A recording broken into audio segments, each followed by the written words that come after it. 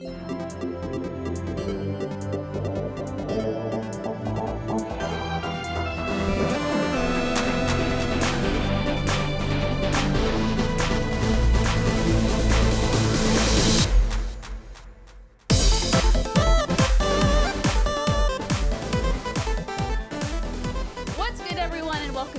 episode of the What's Good Games podcast, your source for video game news, commentary, analysis, and funny stuff. I am not Andrea Renee, but I am one of your hosts for this week, Brittany Brombacher, alongside Christine Steimer. Hello, Steinbacher in the house. Steinbacher in the house, but this is not another Brit and Steimer show, nay, for we have the Alanah Pearce. What's up? I don't have my other waifu nickname for that. I thought you were going to do this British accent thing, and we were going to call you Alanah Pearsington. Oh, my name's Alanah Pearsington. I'm from London, and I'm very excited to talk to you all about video games today. Oh, girl. On behalf of the Queen.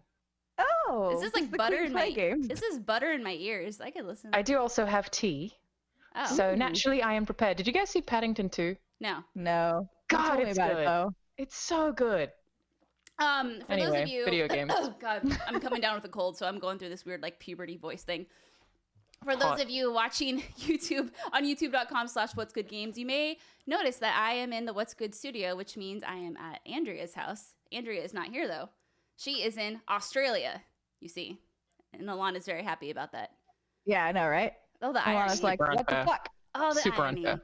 So I am here because I'm doing some stuff with Kind of Funny tomorrow, including a Resident Evil 2 spoiler cast. I don't know when that's going to air. I think they stream it live. I don't really know, but that's going to be on Thursday, the 31st of January, and we are recording this on Wednesday, the 30th of January. So, Alanah, you are it's kind of funny that you are here when Andrea is in Australia. It's a little. When she texted me about it, I was like, "Really? Are you serious?" But you know, it's fine. We can trade. We can trade places. So the last time you were here was, I think, March of 2018. So wait, really? I super don't remember. Yeah, I think because I tried to be professional and look it up before we started, but I kind of already forgot. But I'm pretty sure it was in March of 2018. And since then, you have made quite the career move. Yeah, I think I spoke to you guys just before I left IGN, maybe? I think so, yeah. Yeah. So what are you doing now? Yeah, so I work for Funhaus now, which is a Rooster Teeth YouTube channel. We make dumb comedy gaming stuff. Sounds like another channel I know. I'm heading a lot of editorial content there. So going to be doing a ton more reviews and stuff, which is very exciting. But yeah, today we played a game called My Summer Car, which is terrible. It's set in like Poland in 1995, and you just have to build a car. It's bad. And then we played an hour of Sea of Thieves, which is excellent now. Oh, yeah. Oh, that's so I actually get to play video games at work now. It's great. That's awesome. So are you still doing personal stuff? Like on your personal YouTube or? Yeah, I got super sick actually in December. I have chronic fatigue. And so I stopped making videos for the last like 2 months because I wanted to make sure I got better because I was like very tired, fainted a couple of times, very sick. So I have stopped for a little bit, but yeah, we'll be back to making YouTube videos probably in the next couple of weeks because I think I'm doing good. Awesome. So we'll see. Well, at the end of the show, we'll plug you and you can tell all of the people where they can find your beautiful face. But for now, like I said, this is the What's Good Games podcast. And this week, we are brought to you by Bespoke Post and Alien Blackout. We'll talk about Alien Blackout later. But for now, let's talk about Bespoke Post. When you're constantly on the go, grinding away at the office or hanging out with friends, there's not much time to think about upgrading your style or apartment. That's why we love getting a new box of awesome from Bespoke Post every month. These guys are out scouting for quality and unique products to send in each box. Now you can experience it too at boxofawesome.com. So we currently have a few boxes en route that are going to be new. But Steimer, you got something a little bit ago and you were very happy with it. Yes, both boxes that I have, well, one that I have and one that is on its way, are alcohol related because that's on brand for us. So the first box was a Moscow Mule kit. And funnily enough, the lovely Alanah also gave me some more copper mugs for Christmas. So now I have a full set of copper mugs to go with the kit that they already gave me. And then what's coming soon, TM, is like a wine decanter kit, which I'm very excited about. Ooh, girl, you gonna be real fancy. It'll be so fancy, so adult up in here. Look at you with your first decanter. So to get started, visit boxofawesome.com and answer a few short questions that will help them get a feel for the boxes that'll best go with your style. Whether you're in search of the perfect drink, yes, a well-kept pad, or jet-setting in style, Bespoke Post improves your life one box at a time. Each box goes for under $50, but has more than $70 worth of unique gear waiting inside for you. The first of each month, you'll receive an email with your box details, and from then, you'll have 5 days to change colors and sizes or add extra goods to your box. If you're not feeling that month's box, just simply skip it. From barrel aging kits to limited edition cigars, weekender bags to classy DOP kits. Still not sure what that is. Bespoke Post offers essential goods and guidance for the modern man and woman. To receive 20% off of your first subscription box, go to boxofawesome.com and enter code What's Good at checkout.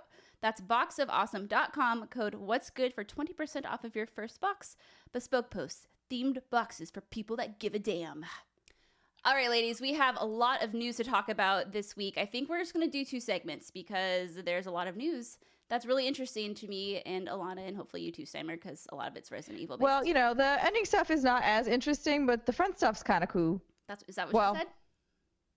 What? Is that what she said? Does that count? Is that a good that's what she said? Sure. Thanks. It's like not great, but it's passable. Like we won't stop talking to you because of it, but we're not proud. God, yeah. I'm like hit or miss nowadays with those. Okay, we'll get going. So number 1, Metro Exodus will only release on the Epic Store, but Steam pre-orders will be honored. So this comes from PC Gamer. Is that a chuckle I heard from someone? No, I gasped. Oh, okay. Original story. This was on Monday. Metro Exodus will release solely on the Epic Game Store when it launches on February 15th, Epic and publisher Deep Silver have revealed today.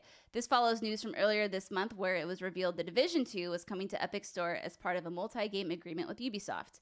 If you have already pre-ordered the game on Steam, you'll get to play it on there. Epic's exact words on the subject are that, quote, any customer with an outstanding pre-order for Metro Exodus on PC through any digital retailer will receive their game as expected. So if you head to Metro Exodus on Steam, this is the notice you'll see. Quote, sales of Metro Exodus have been discontinued on Steam due to a publisher decision to make the game exclusive to another PC store.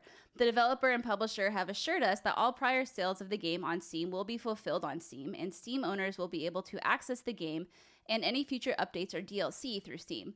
We think the decision to remove the game is unfair to Steam customers, especially after a long pre-sale period. We apologize to Steam customers that were expecting it to be available for sale through February 15th release date, but we were only recently informed of the decision and given limited time to let everyone know. That was Steam like sipping on a cup of tea while they put that notice up. Oh, I know, right? Intriguingly, the game will cost $50 on Epic Store in the US when it was originally listed on Steam for the usual $59.99. Epic's competitive revenue split of 88/12 is hinted to be the reason behind the leaner price. Quote, we are delighted to partner with Epic to bring the digital PC version of Metro Exodus to market, comments Deep Silver CEO Clemens Kuntertjes. Whenever I have to do one of those, I just say the CEO of Deep Silver. I just don't say their name. Dang it, see. Whoever, you can Google him if you want to know. If you need to know the name, you can find that out elsewhere. I'm going to need that for this upcoming story with Quantic Dream. Thank you, Alanah, for that tip. Epic's generous revenue terms are a game changer that will allow publishers to invest more into content creation or pass on savings to the players. By teaming up with Epic, we will be able to invest more into the future of Metro and our ongoing partnership with series developer 4A Games to the benefit of our Metro fans. The price in UK remains unchanged at $50, though. Get fucked, UK. £50. How much is that? Oh, did I say £50? That's a bit. It's a bit.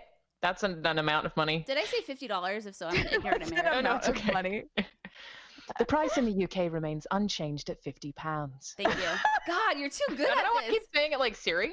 No, please keep doing it. At the next intersection. Oh my god. I feel like I'm in a Mass Effect game and you're just like the robot AI talking to me, giving me directions, and it makes me really happy. All right.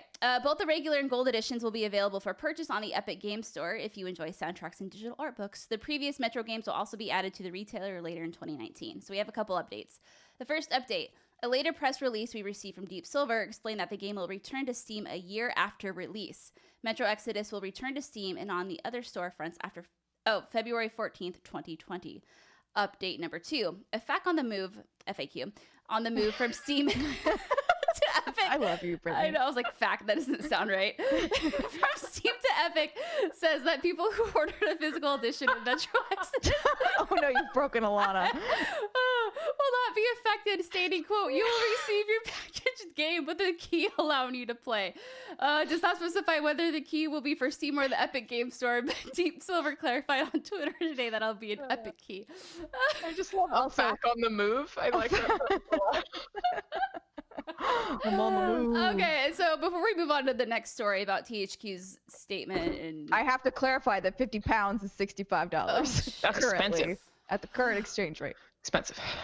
I think this shit is crazy. That is my hot take. That is a good hot take. Why is it crazy? Yeah. Well, it's like Steam just got so comfortable at the top that they didn't pay attention to everything that's happening in the console world right now, which is that PlayStation is dramatically outselling Xbox, even though Xbox has all these great pro-consumer services like Play Anywhere, Crossplay, all that stuff, because of exclusives. That's it. Steam's just been up there for so long that Valve's like, we're good. We don't need to make video games anymore. And then someone else is like, well, what if we did this? And they're like, oh, huh. And that's it. The war's on, and now PC players have to deal with the shit that console players have been dealing with since the beginning of time. Mm-hmm. So do you think Valve is going to have to come back and change their revenue split? Not yet. Yeah, They're putting pressure on them, but like I don't think it's quite, and they're like their feet aren't in the fire quite enough yet at this point for them. Especially because their revenue split is the exact same as PlayStation Store and the Microsoft Store and Switch. So it's not like they're the only platform that have that revenue split. It's just that Epic's is really, really cheap. What I would think is that they probably need to get those exclusives back. Like this is the time where they're like, dang, we really need to make Half-Life 3. Wouldn't that be something? You guys want to, come back to Steam. We got Half-Life 3. Because I was looking at what does Epic Games Store lack that Steam has. Now, I think it's important to say that Steam has been out for how many years now? I don't even know. For just the beginning of time. Beginning of time, yeah, since they were cavemen. So it's had a hot minute to get its shit figured out. And so Epic Games Store, did you find it, Alanah? 15 years. 15 years. Okay, so that's a long time to smooth some stuff out. So I was looking because I'm not very familiar with Steam and Epic Games Store because I don't play a lot of games on PC, but an argument I am hearing is, well, Epic Games Store is lacking a lot of features and gamers aren't happy about having to go over there to play their games like The Division 2 or Metro. So these are apparently some of the top features that Epic Games Store lacks. Cloud saving, ability to chat with friends, achievements, user reviews, and the big one is no offline mode. Really? Those are pretty big flaws. Yeah. So it's interesting. I do feel like eventually Valve's going to have to, because like you said, Alanah, how do they get these exclusive back? Like, what do they do? How do they entice them to come back? I mean, we know that I think for third-party publishers, they're kind of screwed, but we know they recently acquired Campo Santo. They're making In the Valley of the Gods. So that is a game that exists that is an exclusive. That's the only one that we know of. But if they're making that game, why would they not be making more games? Like, I don't know. It's hard to say because Steam is going to sell better than Epic in theory because there are so many more people on that platform and you will lose people. But I guess someone at the top has figured out in the math that it's like, sure, if we were on Steam, we'd have access to however many billion people use Steam. But if we lose the revenue share that is higher on Steam, we'd still make that same amount of money back on the Epic Game Store, even with a smaller install base, if that makes sense. So it's like it equals itself out. Discoverability, right? They can probably make some kind of deal with publishers to make sure they stay on Steam. I don't know what that would be. I don't see them dropping to giving them 88%, though. That's way too much. Like, I feel like getting people in with exclusives is really helpful. But big part of Steam is, of course, the forums. Like, people use it like a forum. There's a community there that Epic will take years to build, in theory, so they're not going to lose everyone there. But publishers are all going to run, I think. Yeah. What do you think, Steimer? Need to make that money. Whose pile of gold is bigger? Is it Steam's or is it Epic's? Because like Epic's had Unreal Engine licensing money for a long time. Not too shabby. They're also based in North Carolina, fairly cheap running costs. Fortnite's and I mean, they've got Tencent, right? Billions of dollars. Literally. How much is Steam worth? There we go. Let's do a quick Google, shall machine. we? Looks like 2 to 4 billion. And then Epic Games. I love reading stuff like this. Is worth around 825 million. So Steam's still bigger. Steam's still bigger. In that case, like, I wonder. You got to think about, like, they make 30% on every game sold, every single one. That's so much money for 15 years. Like, and damn. Like, for not really, like, yes, you're publishing the store, but like, good Lord. They don't really make anything. I know, that's what I'm saying. I'm like, you're not producing much. Yeah. And you're making just hand over fist money. It's a brilliant business model. Just please spend lots of money to create a thing and come put it on my store and I will sell and I will take a profit of it. It's like, oh my God, fucking love it. Okay, so following up on this, okay, so THQ Nordic had a few things to say, and then a few more things to say. So THQ Nordic, which acquired, is it Koch Media? I'm assuming, because I don't want to say the other way of saying it. I hope it's Koch. Yeah, there you go. All right, who acquired Koch? Me too. Back on the move. Koch Media and Metro publisher Deep Silver in 2018 says the decision to sell the post-apocalyptic shooter exclusively on Epic's platform was Koch Media's, but isn't completely ruling out similar deals for other games. THQ Nordic's tweet. This is their tweet. THQ Nordic, which, wait, I just copy and pasted the right thing. Nope, I fucked that up. That's all my butt. Okay. This is not their tweet. This is not their tweet. I literally copied and pasted. We do not want to categorically exclude the possibility of timed exclusives for any of our games in the future, but speaking in the here and now, we definitely want to have players choose the platform of their liking and make our portfolio available to as many outlets as possible. God. Well done. Yeah, just keep doing that. Okay. So that tweet went out and folks were like, oh, wow, this sounds weird. Like, are they for this? Are they against this? Are they butthurt at each other? We don't know. So then there was a post on the investor website by Lars Wingford, CEO of THQ Nordic. I'm going to take Alana's advice. There you go. Nailed it. On the investor website that said, I fully support our subgroups' autonomy to run their respective businesses. I believe it's in the groups and ultimately the consumers' best interest that business decisions are made close to the market, and this is the group's consistent business model. I firmly believe that Deep Silver and Koch Media have carefully considered the advantages and disadvantages, opportunities and risks in their decision to go solely with Epic Games Store. The decision has my full support. I have noted that there is some confusion about the two different THQ Nordic entities, the parent company and the operating entity in Vienna. As already communicated to shareholders last year, the parent company will change its name to better reflect its status. People are confused that we have two things that are named the same. Oh my goodness. Why? Oh my goodness. Idiots. Yeah. I also think it's interesting that this is just a 12-month, 14-month, 12-month exclusive deal. It's a year. It's like when PlayStation and Xbox went back and forth with their timed one-year exclusives. Yeah, Tomb Raider. Here's the thing. I'm not convinced that THQ Nordic has very much money. From spending on all of the for them to do this specifically is really interesting because what is it? Nordic Games that then became THQ Nordic. I mean, they made Darksiders 3, but that's one of their first original titles that's actually come out that wasn't a remaster or a remake, and that was pretty obviously a lower budget than the previous two games in that series. Them choosing to do this is an odd choice to me. Like, y'all need money. I mean, I think that Epic could have very easily tried to, not even just with the split, but could have afforded to pay them something. That's what I'm for sure. Yeah, but I guess it's just that they have to be confident that they're not going to lose a dramatic amount of sales. Right. I think they'll basically, I'm sure they made this decision based off the sales of prior Metro games on PC and we're just trying to weigh the pros and cons of that. Plus they maybe also looked at our Steam pre-sales, are enough people there that are already giving us money? True. If it pre-sold really well, then they'll be fine. Have either of you played it? No, Andrea... I've only played it at event last Judges Week. Right. Andrea had some good hands-on with it, and she made it sound awesome. Have you played the series? I played it at E3. Mm-hmm. Codes are supposed to come in the next week, actually. Oh, there you go. So people will have review codes next week. But I thought it was pretty broken, actually. Came across a bug and multiple, and it crashed during my demo. So I was kind of concerned about it. Yeah.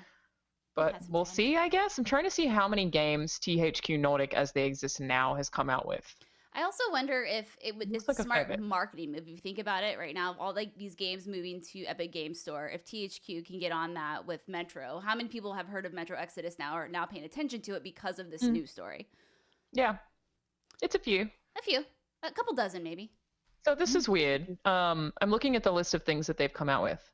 It says that THQ Nordic distributed Sunset Overdrive on PC.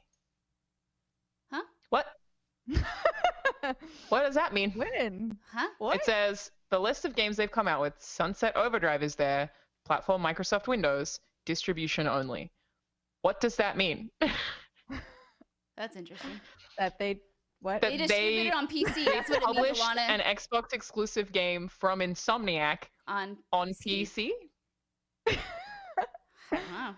Okay. Are we all high right you know now? I don't know. I think they're all high. What is this life? That's very strange. Alrighty, let's move on to another story. Alanah, about exclusives. Alanah, can you read the or the lack thereof? Read this title in your sexy London accent. After 12 years of only making PlayStation games, Quantic Dream is going multi-platform. Oh, okay. I need a moment. All right. Heavy Rain, Beyond Two Souls, and Detroit developer Quantic Dream recently raised money from Chinese internet company NetEase, at which time many wondered if it meant the French studio would continue to make games only for PlayStation consoles. Now we know it won't. Quantic Dream boss. Ah, Jesus Christ. Quantic Dream boss. Quantic Dream boss. Oh, wait, who is it? Guillaume de Fundamier, I think it is. I don't know how to pronounce his last name. That man made me eat snail for the first time in Paris, and I was very sad about it. Guillaume de Fundamier told GamesBeat that while the studio will continue to release games for PlayStation consoles, the exclusivity arrangement is seemingly over. Quote, we will continue to work on PlayStation, which is a platform we love and that we know very well, but we will also consider other platforms. We want to make our creations accessible to as many gamers as possible worldwide, regardless of the platform. This is definitely a shift for us after 12 years developing exclusively for PlayStation. We are confident we can make a smooth transition to multi-platform development while keeping the high level of quality that we target for our games. As for what Quantic Dream's next game will be, studio founder David Cage said it's, quote, too early to reveal anything. However, he did tease that the studio is working on a new game engine that will support multiple platforms. The engine is, quote, even more impressive than anything we've done before, Cage said.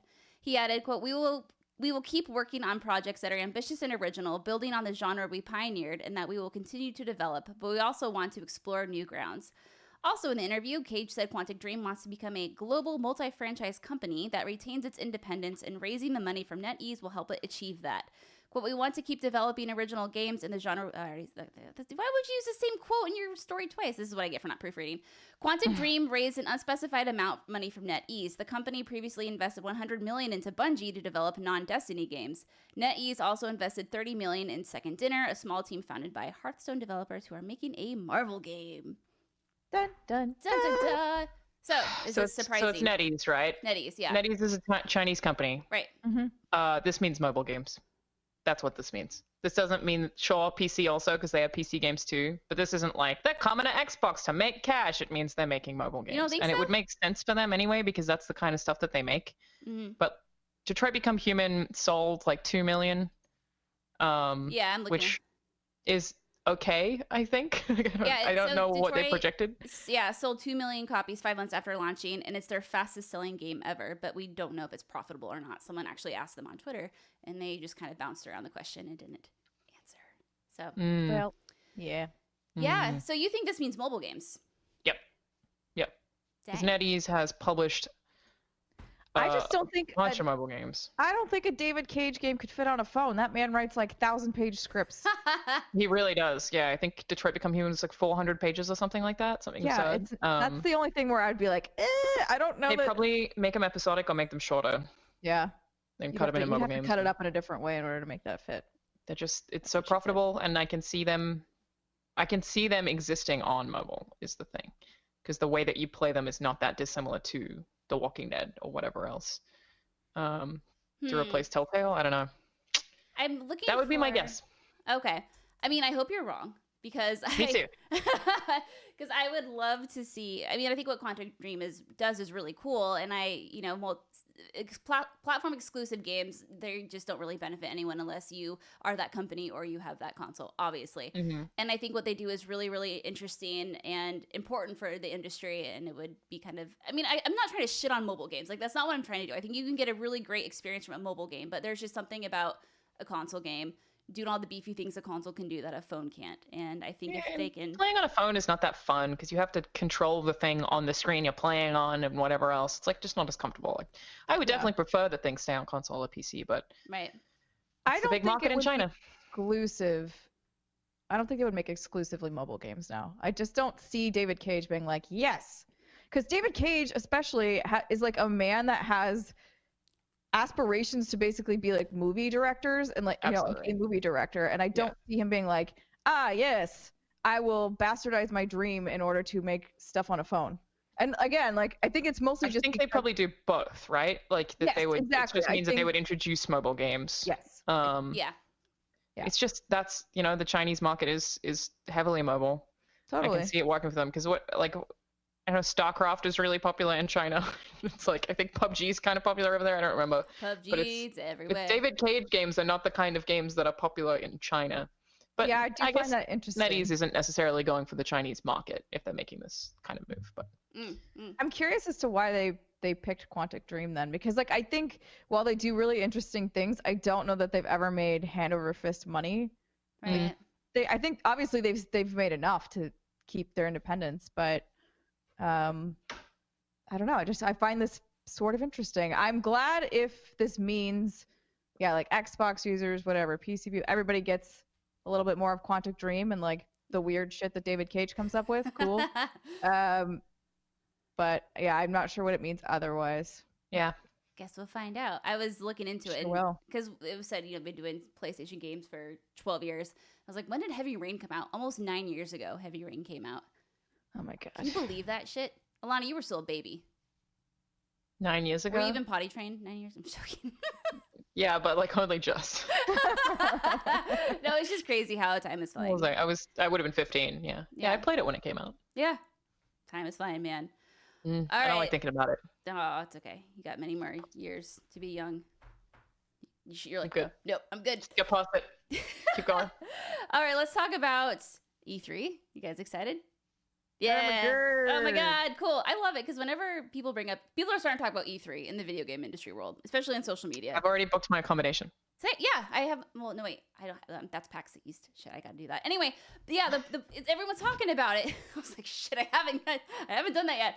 And whenever E3 is brought up, I feel like it's the cool thing to be like, oh, E3. Brr. No, I love E3. I know it's a lot of work. I get it. I mean, it is 4 to 5 hours to sleep if you're lucky every night. You're eating and living off granola bars and whiskey or vodka or whatever beverages. But it's so exciting, and all your friends are there, and you get to see all the video games be announced, and I don't know, I love it. I think as soon as I stop liking E3, then I should leave the industry. Agreed. That's a good attitude. That's fair. All right, so Xbox has claimed that they're going to, quote, be as big at E3 as we've ever been in Sony's absence. That is not the full Microsoft quote. Don't. They said we're going to be as big at E3 as we've ever been. They did not say in Sony's absence. That would have been funny, though. Yes. This is via IGN. In a recent podcast, Xbox head Phil Spencer spoke about the company's intentions at E3 2019 in the wake of Sony's absence, saying Microsoft will, quote, be as big as we've ever been. And that's what she said. That's a perfect one. Dang it. See, that's one I need to get. I need to capture those ones. In episode 633 of the Major Nelson podcast, Spencer says, quote, this is going to be a fun E3 for us. There was some news about E3 in the fall, referring to Sony's foregoing E3 2019. We had a discussion internally. Should we go big? Should we save some money? We decided no, we're going to do our thing and we're going to go and be as big at E3 as we've ever been. And I love that opportunity.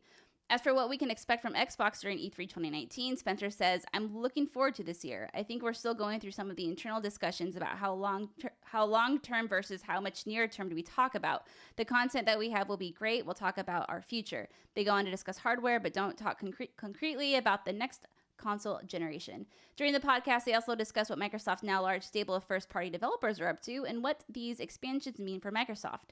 Spencer said, quote, the capability that we have now as a first-party organization, I do think it will continue to get bigger, but what we have, that's what she said, but what we have right now is so different than the position we've been in the last 5 years, which is awesome. I've seen what Ninja Theory is working on next and what their pipeline looks like. I saw what Playground is working on next. I saw what Rare is working on next and their continued growth and success with Sea of Thieves. The real goal with the studios, for me, is to get a large enough studio base where we can delight and surprise ourselves and our fans with games, and it's on a regular cadence, so we're not always pinched to say, okay, well, what can we announce? Now we can say, what do we have to announce, and which of these things do we actually want to announce, and what do we want to let sit and percolate a little longer? It's been a while since we were in that position. Percolate. It's been a while since we were in that position with our internal studios. Yes, because you got rid of most of them. Well, not him. He didn't do it. So this is kind of like a no-brainer. Obviously, the right move here is to go big, but it's kind of interesting to hear them starting to beef up their presence because, when you start saying stuff like this, then your expectations kind of go. I don't know that. I mean, I don't think they're saying they're beefing it up. They're just saying like we're doing this the same way we do it every night, Pinky. Trying to take over the world, but it's just going to seem bigger naturally. Oh god, this is good. I don't have the pillow. There is less comparisons happening there. Yeah, I read it as though they're like, we're not going to change anything, which doesn't mean they're going bigger, but third parties might come to them more knowing that Sony's not doing anything. Yeah. Like, I don't know that Sony's not doing anything. They're just not doing anything there, right? Like, they'll do a different pick their own time and place. Yeah.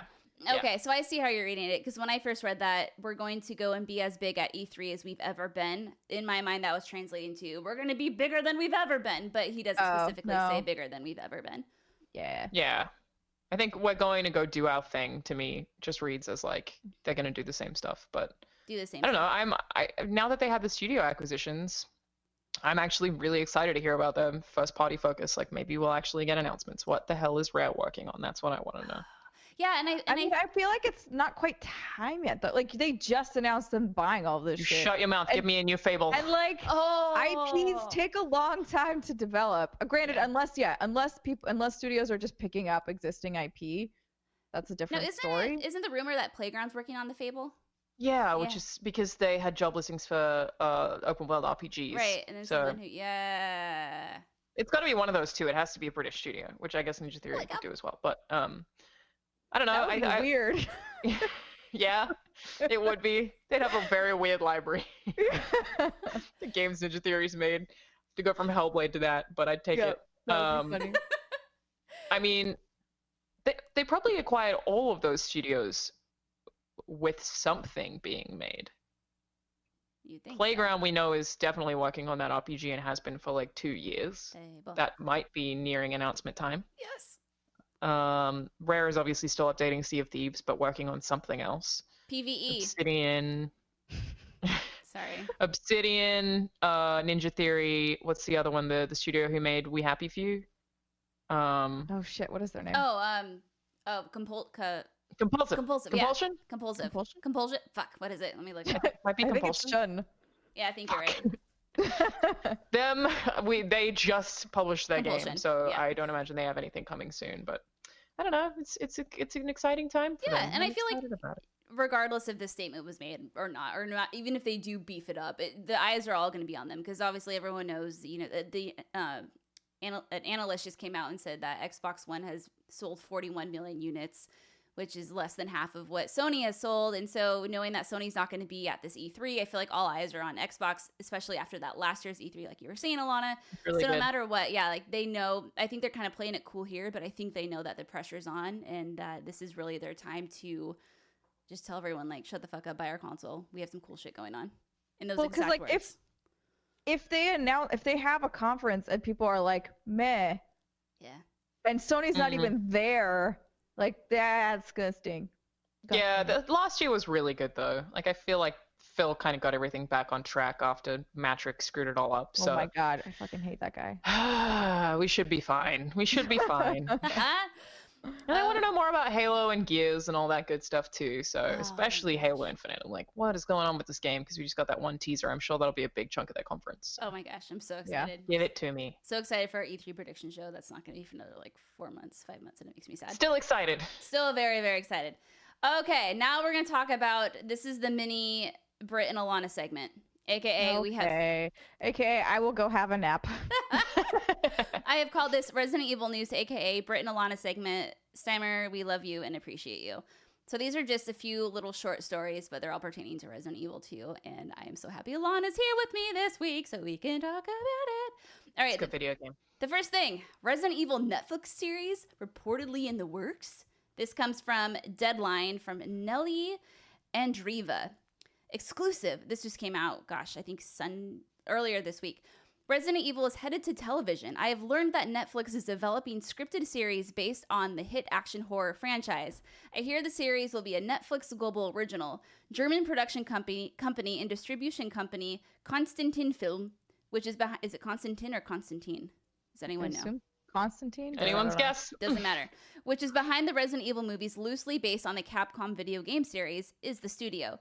Search is underway for a showrunner to shepherd the adaptation. No one is commenting, but I hear the plan is for the series to expand the Resident Evil universe and deepen the existing mythology. I hear that the series will keep the basic premise, which also served as a setup for the movie franchise. The drama series will explore the dark inner workings of the Umbrella Corporation and the New World Order caused by the outbreak of the T-virus. Oh my god, I'm getting hard just reading this. While the project is in its early stages, the series is expected to incorporate all of Resident Evil's signature elements, including action sequences and Easter eggs. And then it goes on to say how the Resident Evil film franchise has earned $1.2 billion and is the most successful video game film series of all time. I hope that this TV show has a character named Tofu, and it is just a giant piece of tofu. Big old tofu. And no one ever comments on it. I want it to be in the show. No one to say it's weird. It's not. Just to have Tofu there. Just have him there. He's just, This is... Nope, it's not weird. No, nobody ever comments on Mr. X being weird. They're all just like, cool, yeah, that makes sense. That's just a bioweapon. That's fine. Whatever. No, it's just he's just stomping around. Yeah, so I got a lot of tweets from folks when this news kind of broke. I mean, obviously this is all just rumor. It's one person's statement. But okay, so Alanah, how do you feel about the Resident Evil films, first of all? They're okay. Fine. Right. They're entertaining films. I wouldn't say they're great Resident Evil films by any means. So I think there is a whole side that could be explored in the Resident Evil lore, like Umbrella Corporation and the inner workings, like this little description was going on about, because we know stuff about it, but we don't really know the nitty-gritty details of Umbrella Corporation, or if we do, it's not something that you just easily find, through a video game. You have to do some deep diving on the Resident Evil wiki, which I have done, and it's kind of the best way to spend Same. Oh my god, there's so much good shit there. Oh. Good shit. So I think this could work. Now, am I going to be realistic here? Yes. Is this going to be like the best Resident Evil thing ever? Probably not. But I think it's still exciting that Resident Evil is kind of getting all this awesome shit. Alanah, what do you think? Does it say live action anywhere? No, but I assume it's... If it's like the Castlevania series, sign me up. Oh. Otherwise, I don't care. I like video games, and I like the Resident Evil video games, and I don't tend to like any live action adaptations of video games. So I'm like, if it comes out and I hear that it's good, I'll watch it. Otherwise, not going to think about it. It's just I've been burned too many times. No, I understand. I don't blame you. Oh, go ahead. No, I'm saying I'm a fool, and I keep coming back for more. I'm like, spank me another time. Let me see what happens. Leave another mark. Steimer just nods. What's that? Yeah, I'm just apprehensive. I don't know. No, you have every right to be, because this is going to be... Well, how many great video game films have been made, right? Like, one. It's called Jumanji with The Rock. Oh, yeah, this is the thing you and Andrea fight about sometimes, right? I don't know that Andrea disagrees with me. I think it's more of just like, it's not a video game adaptation but it's a great video game movie. That's true. That is what it is. Yeah, okay. Yeah, that's fair. All right, so moving on to more Resident Evil 2 news. Resident Evil 2 Remake is off to a strong start. And I know these are units shipped, not sold. Don't at me. I'm just very excited. Comes from GameSpot. Capcom has announced that the game hit 3 million copies shipped worldwide in its first week, marking a strong start for the acclaimed survival horror game. Capcom also announced that the entire Resident Evil franchise has now pushed 88 million units shipped since the series debuted back in 1996. It also updated the sales performance for Resident Evil 7, confirming that it has reached 6 million copies shipped. Unsurprisingly, Resident Evil is Capcom's biggest franchise based on total units shipped. If I say shipped one more time, I'm going to drink a whole for the whiskey. You're going to ship yourself. I'm going to ship myself. For comparison, the 1998 original Resident Evil 2 reached 4.96 million in sales during its lifetime, so the new edition is already well on its way to hitting that mark. A big launch week for the remake was no surprise, as the game's unique one-shot demo picked up 4.7 million downloads. Cool? I feel very good about it. It's good.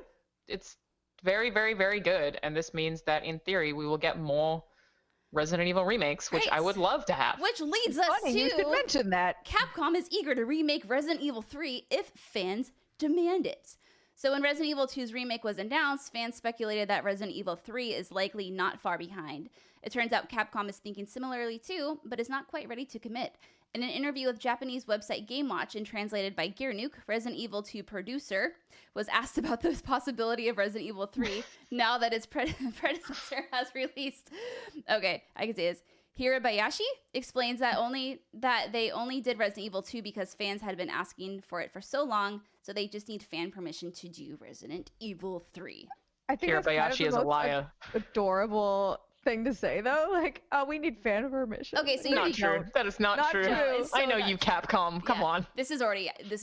What you mean is we were waiting to make sure that people bought this game. No, I think what it means is it's already in development. Yes. We're just trying to build hype. 100%. Yeah, like, please tell us you want this. Yes, please talk about it more. Keep talking about it. How much you want it. Send us your tweets. Thank you. Yes, and then we will announce at E3, and you will all love us so much. Yes. Look how quickly we did this. Oh my goodness, this is me and Alanah now. We do this all the time. Oh God, help me. I'm currently drinking whiskey out of Andrea's mug that says there's a chance this is wine. But it's actually whiskey. It's not very good. That's very Andrea. It's not. I mean, yeah. This is also like some of the stats is Resident Evil 2 reached a peak of 67,000 concurrent players, which is insane. It's averaging 30,000 concurrent players and is currently the 9th most played game on Steam. Like it's doing super well, happy. and I mean it's very, very good. Like it's just awesome, and I want to play it 10 more times. I've already played through it 4 times. And Alanah, you have to come to my house because otherwise I won't play this game. Yeah, Steimer said she's tried to get me to come to her house. I'm like, that would be really fun. I just don't know when I can. So if you can go in. Absolutely. Everyone can play that game in front of me forever, and I will still be like, right? Oh, that's the thing. That's the thing. It's fantastic. I played it 3 times myself. Leon's main campaign, Claire's, and Leon's second. And then I was trying to show Jason, my husband, like, hey, like you should totally play Claire's campaign, and I'll walk you through it. But it was interesting because I love doing that, and I did that with Resident Evil 7, walking him through it. But the more he was playing, the more I just wanted to take the controller and play by I just wanted to like tell him he sucked, and I wanted to take it and do it myself. Because so on Sunday, I rented out a movie theater to play it in, which was the best. Oh God, can we talk about that? It was really good. So we finished Claire's campaign in one sitting, and we were swapping the controller. And because it's my save file, like I mean, we finished it in that sitting, so it doesn't matter. But it can be really frustrating watching people play Resident Evil 2. Because the way I'm very conservative with my ammo, and watching someone take all the ammo that I like spent all that time hoarding and just fucking waste it made me like, what are you doing? Like, you don't have to shoot everything, man. Just run sometimes. It's fine. Like you would hate playing with me because I have to take out every zombie. Because otherwise, I so don't. I'm just like, if I don't need to shoot it, get out of there. No, just knowing that they're lurking around and all the backtracking you have to do that game, it freaks me out. But I know if they're down. But then you have the windows, and if not bored, they'll come out. Then sometimes they get the fuck up because they're assholes. Yeah, some of them get up like 5 times. Yeah. You'd be like, why did I even try? Yeah, exactly. What was the point? It's a very sadistic game. It is very, very mean. Yeah. It's just, watching someone else play and screw that stuff up is really hard. But then I'm really bad at all of the boss fights. Actually, anything where you're being chased in a game is the thing that I find the hardest to deal with. I was really bad about it in Evil Within 2. Just whenever there's someone chasing me, I panic. And that's a lot of Resident Evil 2. I was going to say, how did you do with Mr. X? But hey. Mr. X is very, very hard, but at least with him, like, he kind of has a walking speed that you can watch him and be like, okay, I understand your pace. But at first, terrified. Yeah. The first Birkin fight is the hardest part for me. The same as the Jack fight in Resident Evil 7, where he's in that really close quarters and he's just chasing you around in a circle. Because it's like you're walking away to get distance, and then you have to turn around to try and shoot them, and they're still just chasing you the whole time. That just makes me so anxious I want to throw up. Oh, it's like, so that's very good time to have someone else around when you're playing through Resident Evil 2. Perfect. Like, you have this part, I'll do the rest. But yeah, so bad. Going back to this, I do think Resident Evil 3 Nemesis Remake is obviously in development. It probably has been for a while. There was a Reset Era post, I don't know, maybe like July or August of last year from Dusk Golem, or I don't know, some crazy Reset Era. Sounds legit. I know, right? Name, who had correctly leaked some Resident Evil news before, like the Not a Hero DLC being delayed. And he said, like, I'm keeping tight-lipped about this, but yeah, this is definitely a thing that's happening because, of course it is. And in my ideal world, we get one a year. Like, I want another RE1 remake in the RE7 engine, and then we get 3, and then we get 4. The rest I don't care as much about. But give me all of those annually, and I will just eat them up. Especially in January. Like RE7 was in Code January. Veronica. You're not a Code. I would take Code Veronica as well. Yeah. That's I just want. I wouldn't even mind 0 again, but that's like the last one on my wish list. Resident Evil 0 remake. But yeah, if you get 3, I'm just so excited because you can do all the walking around and Raccoon City. Anyway, I could go on and on. Very good. Oh my god, yes, Viva la Resident They're very Evil. good. All right, next story. Anthem Demo. BioWare talks issues and what's being fixed. This is from GameSpot. BioWare has shared thoughts on the weekend's Anthem VIP demo and outlined bug fixes it has in the works before the public demo kicks off. It also sought to, what's that word? Assuage? I don't think I've ever seen that word before. I don't know. Concerns about the final release, which will include fixes not seen in either demo. In the blog post, BioWare's Chad Robertson says the entitlement bugs, server performance updates, platform bugs for Javelin unlocks, and client bugs were either addressed over the weekend or will be addressed before the public demo begins. It also notes that it will be doing more scale testing to prepare for the influx of new players coming on Friday, and it plans to especially focus on the frustrating infinite load problem. Oh, that was so annoying. The public demo will run February 1st through the 3rd. The post also mentions that preparations for the full launch have been in the works for a while, and as a result, quote, that version of the game already has a long list of things that are already fixed that won't make the public demo weekend. That includes weapons with 0% infusions, changes to Javelin unlocks, fixes to XP loss at the end of missions, stability and performance issues, and more. It promises a look at Anthem's future to come on Sunday afternoon. I think we could probably just stop there. So yeah, over the weekend, obviously there was the Anthem VIP demo. Alanah, did you hop in at all? No, but I saw. Yeah, I'm sure you saw.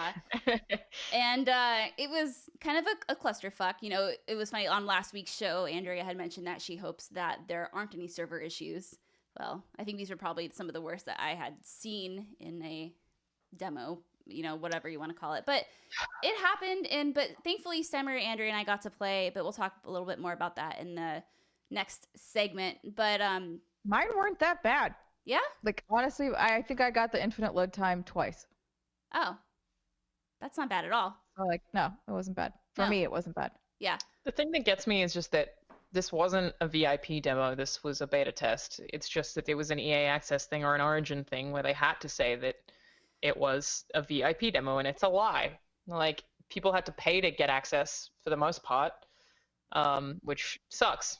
Like, yeah, I think it's sort of weird. Like, I think how if they wanted to do a quote-unquote VIP thing, you do the public thing first, and then get all of the fucking bugs fixed with it, and then later, like, closer to launch, you do more of, like, just an open window, like, a little bit before, where you can still make progress in the game, save all your progress, carry it over. That's what I would refer to as, like, a VIP demo, not this. It's a lie.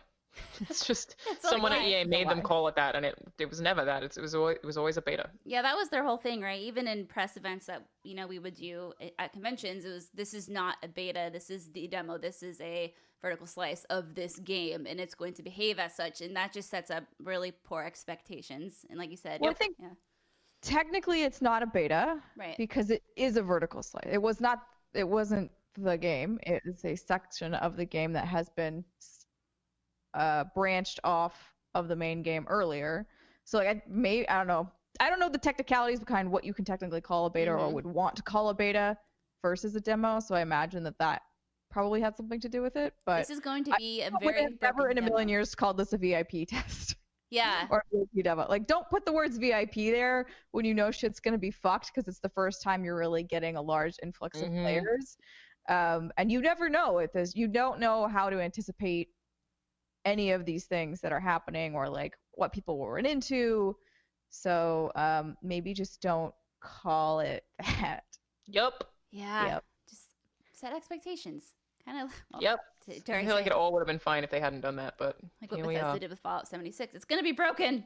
You can't. I just feel sorry for BioWare, because this is for sure EA's call. What, like, branding? You mean? Yeah. And like BioWare's being blamed for it, and like I don't think the devs would have agreed to call it that. It's a marketing thing. It's not, it's a different team, but here we are. Here we are. I know, guys. I know, guys. We're gonna call it VIP. We're gonna make it feel real special. We're gonna sex him up real good. Said EA. Entice those and pre-orders. No one at BioWare. want. But yeah, we'll talk about our hands-on in the next segment. Just a few other pieces of news that broke after we released the show last week. Metroid Prime 4's development has been scrapped and given to Retro Studios to start over. Does anyone care about this news? I mean, I thought it was insane, but cool. Like, I was like, holy shit, you just threw it all out. You were like, you know what? This is just hot garbage. We don't want it. I appreciate the transparency. Yeah. I think this is a good way to tell us that information. Like, what the hell is happening with Final Fantasy VII? You could just tell us. Yeah. That'd be cool. You could be like, you know what? Shit's fucked. We'd be like, oh, yeah, okay. Good to know. Hard. Good to know. Change our expectations for that then. But no. Yeah. I think the expectations already are that it's just not. I mean, that's not true. I'm not going to say it's going to be bad, but something. Why are we getting what's happening? I don't know. I think they probably have scrapped and restarted that game. Yeah, that's what I'm thinking too. Could have just told us. Yeah.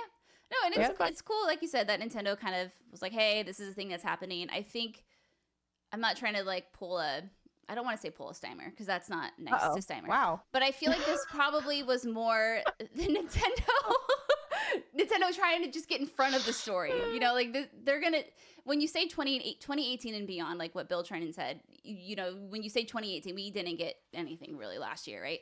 So people are going to start wondering, like, where is this game? What's happening? So if Nintendo just comes out right now and like, hey, we had to start over, you know, it's transparency and it's also them just kind of, I think, covering their butts and also so people aren't constantly like, where the hell is this? You've had so much time. What's going on? Was that a good Steimer hey, moment? We're literally starting over. Was that a good Steimer moment? I mean, yeah, it's just honest. See? Good. See, that was like a compliment. I complimented you just now. I got myself out of that hole. Another next news, and this is something I'm excited about. I don't know if anyone else is. Dragon Ball Project Z has been announced by Bandai It's an Namco. action RPG? Yeah.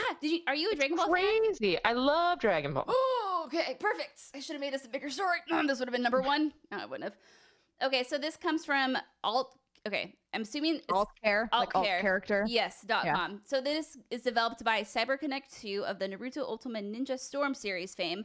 The game will follow the events of Dragon Ball Z with Goku as the main focus of the narrative. The trailer reveals that the story even goes back to the times when Goku fought against Piccolo, who wanted to rule the world at the time. It is described as an action RPG. I love you, Steimer. And the trailer shows us a few short scenes with Goku casually taking a stroll through a number of different locations, including the Kame House and Bulma's Capsule Corp. This could mean that the game will play similar to One Piece World Seeker, an open world title set in the One Piece universe. I think this is it's just written so interestingly. The trailer reveals that the story even goes back to the times when Goku fought against Piccolo, who wanted to rule the world at the time. It's just really written. It's kind of silly. No, this is cool. Like, Piccolo no longer want to rule the world? Piccolo's a good guy now. Yeah, he mellowed out a bit. Oh, okay. Also, they added Videl to Fighters. Ooh. I thought that was pretty cool. Mm-hmm. Yeah. Or are adding. That's cool. Yeah. But yeah, I don't know. I haven't played any of the Ultimate Ninja Storm games, but I know there's like a few of them. I know they have multiple. Meaning that they probably sold well somewhere, so hopefully there's some budget behind this. I know that there's the Legacy of Goku games that came out a long time ago. I think there were 3 in total, because I tweeted about this when I saw it. I just landed in San Francisco, and I tried not to have a Brit moment on the airplane where I spaz out and make really weird faces and grunt. But I tweeted. They'll think you're on drugs or something. They'll think I'm on drugs. So I was really excited. I'm very animated, Alanah. Oh, I see. Okay, yes. I thought that you meant that was just a thing you did every time you were on a plane, and I was like, no. Okay. I mean, no, that's not it. No, I just get really excited about things. And this is a game I've wanted, and I tweeted about how I've wanted a game like this. I mean, Grant, we don't know much about it, so this is my hype getting the best of me. But I've wanted an action RPG, even like a Dragon Ball, if it could be perfectly executed MMO for a very, very long time since I was a teenager, because I feel like there's so much lore there and story, and I feel like all the characters are so likable and approachable, and you could just do so much with that. And so the fact that, you just want a dating sim where you can fuck Trunks. Yeah, that too. Oh, that's absolutely the truth right there. Oh my god, what if that's a feature? I'd go Goku personally, which I know is like pretty basic, but I just love him a lot. What about Gogeta? Why not all of them? Sure. Yeah. I'd also probably like try Frieza. Like I don't know what that looks like, but I think I'd maybe give it a shot. I don't know, man. I think that voice and just his little like weird robotic smooth body, unless it was gold. Yeah, I bet he fucks good. Yeah. Wow, this is I don't know what any of these people look like. Steimer, do me a favor. Steimer, Google Frieza right now. How do I spell it? Frize. I was thinking like maybe Whis. He probably like goes down pretty well. Final form. Frieza DBZ. Oh wow. Yeah, I think he's probably pretty good. Anyway, this would be like fucking Jaal in Mass Effect. The thing that gets me for it is like his face is always so like nyeh. So mad. And I think that like a guy who goes nyeh is just probably looks good. Maybe. Like, I mean, you might not be wrong. But he sounds like a woman. He has nice lips. I'm sure he can reproduce somehow. Also, he's jacked. Figure that one out on your own. I'll take Goku and Trunks. You can have Frieza and report back. Oh no, I also want Goku. Oh yeah. Okay. No, that's fine. If I had to choose between Frieza and Goku, I would choose Goku. That's good. Yeah. But, that's the right I reckon Friezza'd be an interesting ride. Frieza you do for the story. Oh my God. Yeah, like out of curiosity, I bet it's weird, but like I'm into it. It's like Jaal in Mass Effect, like Steimer said. Well, also Palma. Oh yeah, I mean, let's be real. Like a lot of those Dragon Ball characters are very doable. Like besides, well, I wouldn't try Cell. Okay, this is going down a really, really weird path. I wouldn't go Cell. I wouldn't go Beerus. No, boo, no. Piccolo seems like he'd cry during. Okay. All right. And on that note, ladies and gentlemen, we are going to I love you, Alanah. Transition to segment 2, which is going to be introduced by the one, the only Andrea Renee. What? What's good, everybody? Welcome back to the show. It is segment 2 of the What's Good Games podcast, and you might be a little confused, going, oh my gosh, what happened? What's Andrea doing there with Brittany on a different set? Oh my God. So, as you can see, Britt and I are here together in San Francisco. She flew down for a special event, and while we're not talking about that event today, that's happening next week on the show, we thought it would be a great opportunity for me to chat with her about my hands-on time with Rage 2. I hope you enjoyed the first segment with Alanah and Steimer. It's going well, right? It's going so good. You don't even have, oh my God. It's like the best segment ever. We're taping this in the future, so we're hoping that it's going fucking well. Hope so. Technically, we're taping this in the past, I guess, if you think about it. Okay, now you're melting my brain. Okay, let's not think about it too much. But before the three of them and get to what they've been playing, it's my opportunity to tell you this segment of the What's Good Games podcast, where we talk about our hands-on impressions, is brought to you by Alien Blackout. Britt, could you survive standing face-to-face with the perfect bioengineered killing machine? I don't think anyone could. That's probably true. But if you're like me, you're probably deathly afraid of xenomorphs. That's right. The weird, creepy monsters from the movie Alien and Aliens and other movies with the word alien in them. The fine folks at Fox Next and D3 Go want to put you to the test in a new chapter in the Alien franchise, an Alien Blackout. It's available today for your mobile device. In Alien Blackout, you must do all that you can to stay alive while trapped aboard a crippled Weyland-Yutani space station that is carrying a deadly alien organism. You know, like the one in the movies that we were just talking about. That's the one. The xenomorph definitely does not like your crew aboard this space station and is ready to tirelessly hunt you and your crew down. Can you survive 7 fear-inducing levels as you take the reins as Amanda Ripley? Yes, that Amanda Ripley, which you may remember as Ellen Ripley's daughter. You're going to guide your crew in Alien Blackout through increasingly challenging situations, only using your wits and the station's failing emergency systems. The unpredictability and both the alien and her crew can spell total defeat for the entire station if you don't keep it together, Brittany. We all know Brittany's not going to keep it together. No. It's like her hallmark calling card of not keeping it together. Alien Blackout is a unique, fear-inducing space survival horror mobile game experience that will test the inner nerves of both alien and horror fans alike, where life can end in an instant. We need you to click on the link in our description or head on over to d3go.com/WGG to download Alien Blackout for the App Store, Google Play, and Amazon App Store today. That's www.d3go.com/WGG and download Alien Blackout for the App Store, Google Play, or Amazon App Store today. And just a quick aside, I did get a chance to test this out when it was pre-release, and you definitely want to play this game with headphones on because the atmospheric sound is super spooky. Oh boy, just what we all need. So have some fun with that, friends. And now on to our preview of Rage 2. So I got a chance to sit down and play a good meaty chunk of this game. What's a meaty chunk? Like 3 hours. Okay, that's a good meaty chunk. Maybe a little less. because I did also get a chance to chat with Mr. Tim Willits from id Software. Tim and I have gotten the opportunity to talk about many of id's games over the past, and we saw him and Magnus talking about their partnership with Avalanche at E3 when we were hosting for the Facebook Gaming live stage.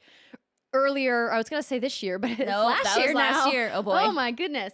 So that was the last time I got to play Rage, was at E3, and I only got about 15 minutes of hands-on time. Did you get to play it too? No, I have not played Rage yet. Okay, maybe Steimer played She it. has, I think. And so I really loved the first Rage. Right. And everything about the post-apocalyptic vibe. It was very Mad Max. So the partnership with Avalanche seemed to make perfect sense. But what I wasn't anticipating was them kind of going way over the top with some of the comedy elements and the violence elements and almost making it kind of taking away from that gritty kind of really like, super serious. Yeah. Shit is fucked. Yeah, exactly. Yeah. And I didn't know how I felt about it at E3, but after playing with it now, I'm like, okay, I think I get it now. Okay. So the first thing that I learned, which I'm surprised I didn't realize, was that this game is actually built on Avalanche's engine. It's not built on id Tech, which was really fascinating because that, of course, is going to support the massive open world that is Rage 2. They, of course, have talked a lot about the different biomes that you can hang out in and how you're going to see a bunch of different factions, because that was one of the biggest criticisms of the game, much like other post-apocalyptic games, that it just kind of had this brownish color tone. Yeah. Did you play any of the original? No, because that kind of game is just something that Brit doesn't typically enjoy. And I say that because Brit sometimes is wrong.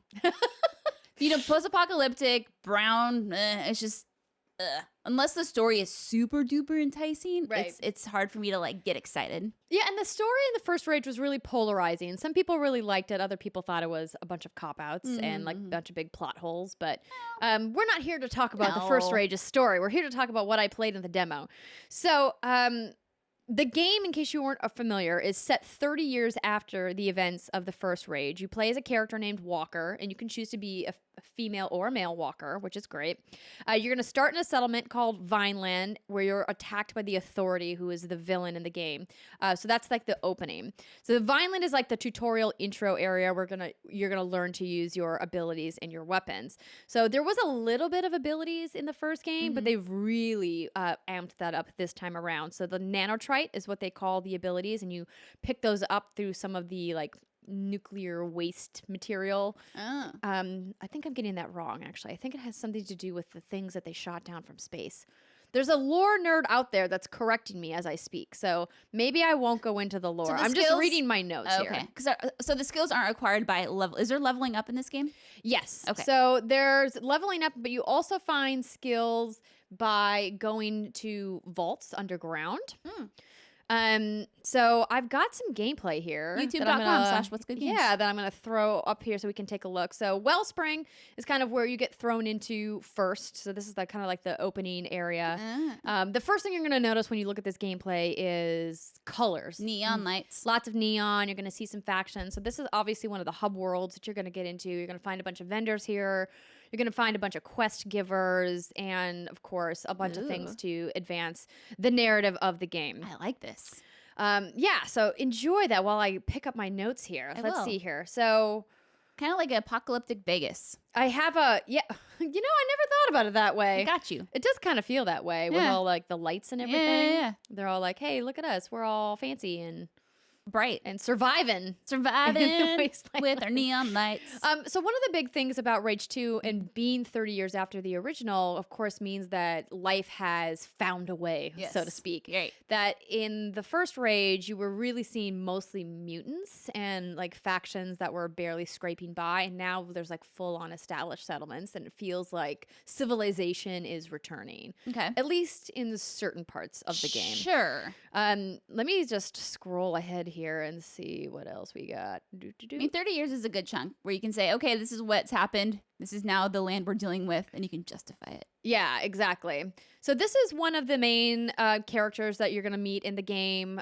This is Lusum Hagar. She is the mayor of the city of Wellspring, and she kind of rules the roost, and she sets you up to go out into the world and help her do some missions and stuff, which is kind of cool. I don't want to get too much into the story here because I really want to talk about. And people just listening are probably like, "What?" Yeah, exactly. So what the reason why she's important is because each of the major quest givers in the game, when you meet them, they have a different set of projects and upgrades that are arranged in a tree.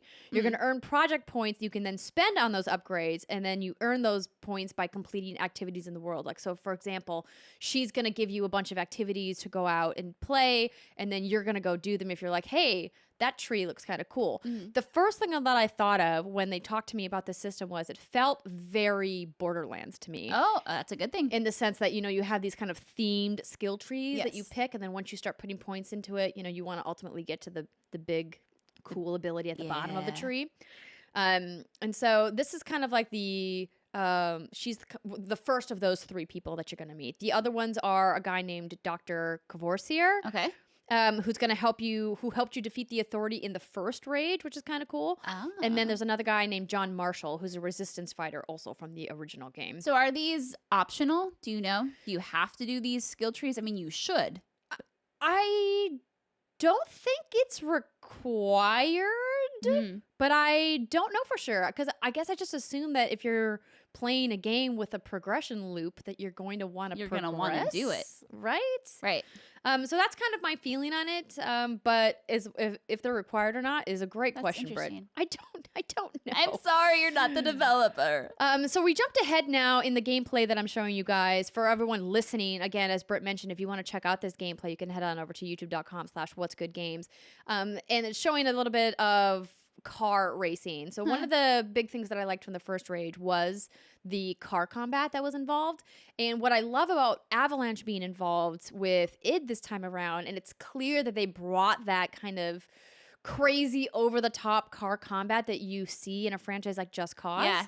And they've really kind of merged it into the world of Rage. And you're going to get ample opportunities to shoot things in vehicles, and there's all kinds of vehicles in the game. You're going to have a garage in Wellspring that you can spawn vehicles from. You can also spawn vehicles in the world, because there was a point where I went to an outpost and I got killed because there was so many mutants and I was not prepared. Andrea. And so here I am running around the wasteland. Oh, this is Mutant TV. Oh, okay. What I was trying to say is you can spawn vehicles in the open world, which is great. So Mutant TV returns, Mutant Bash TV, I should say. This was one of the features of the first game, and it actually spawned a mobile-only game that they did, a Rage mobile game, which was actually pretty fun for what it was. Because what was that, 2011? Oh, man. That came out? Oh, wow. A different era of mobile games. Yes. But she's wacky and she's weird, and so she sent you on this quest to you have to fight off waves of mutants. So if you want to watch some explosions of mutants getting completely and there are half naked people with weird baby masks on. Yeah. So what's interesting about Mutant Bash TV is that it felt like such a small part of the first game, but it feels like all of Rage that I played so far has this crazy over the top wacky vibe going to it. And when I was talking to Tim, we were doing a group Q&A, I had asked him, I said, at what point do you draw a line? Because it feels almost like you're adding wacky, crazy stuff just to be crazy. And he said, we don't really have an official line. All he told the team at Avalanche was, we want to make it crazier than Rage. And we didn't put a cap on it. And so this is Avalanche's influence. There is no line. Because I asked him about like the neon colors and the over-the-top guns and these weird, wacky characters. I said it almost feels like it lost some of that really post-apocalyptic gritty feel of these people in a land trying to fight for survival. Instead, it feels like a giant playground, kind of like a Borderlands feel. It's exactly. Yeah. And I keep referencing Borderlands, and I don't mean to do that in a bad way. I think it's a good thing. I think it's a very, very good thing. Yeah, Borderlands is one of my favorite games, and even in the art style, when you're looking at some of the textures and the way that they've drawn some of these characters, this character in particular, I mean, it does have this really Borderlands feel. I mean, even look at the graphics in the background with Clegg with his name and his face back there. It feels like that, right? Like right here, it's like that intro screen that you would get in Borderlands. But what makes this game decidedly different than Borderlands, first off, is there's no co-op. So I also asked, I said, this game feels fun. It feels fast because it's id fast. I would love to play this game with my friends. Is this something that we're going to be able to do? And he was like, we're not talking about co-op. PvP is not in the cards right now. This is designed as a single player experience. But he's like, who knows? Maybe something down the line. Yeah. will change, but I mean, I gotta say, the more footage we're watching, I'm getting more and more sold on this, because beforehand, all I had really known was just the little trailers that we'd seen at Bethesda's press conference and other stuff that's been put out, and I didn't quite understand how quirky it was. I knew it was crazy, and there's all like, neon colors everywhere, everyone's bashing each other's heads, and they're, oh, this is so cool, but this gives it a whole new level of personality that I guess I wasn't expecting. And my interest is very, very piqued. Oh, that's great news. Yeah. I'm going to pull up another video here. So we're watching a video, and it's called Shatter. It is. So the video is actually, this is a bunch of videos on the different nanotrite abilities. So this is really, so I nanotrite.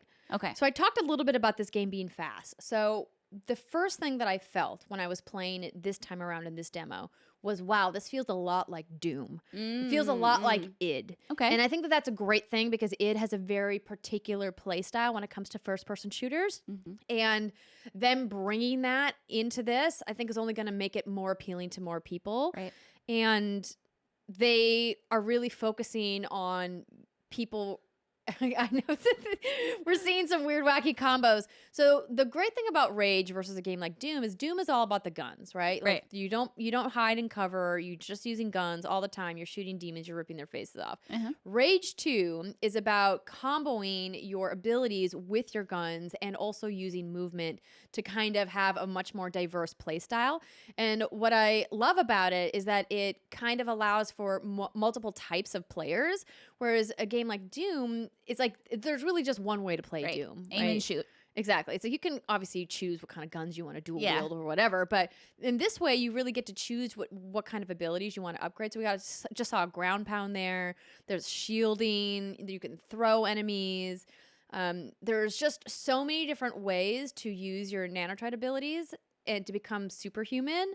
And of course they have that ultimate ability where you kind of, what is it? It's like I don't think it's called raging. It's like when you go Super Saiyan.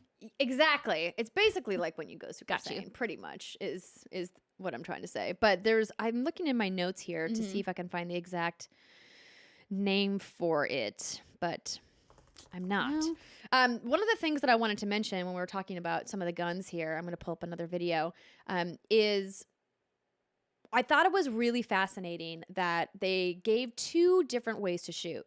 Anybody who plays shooters knows you have down the sights or hip fire.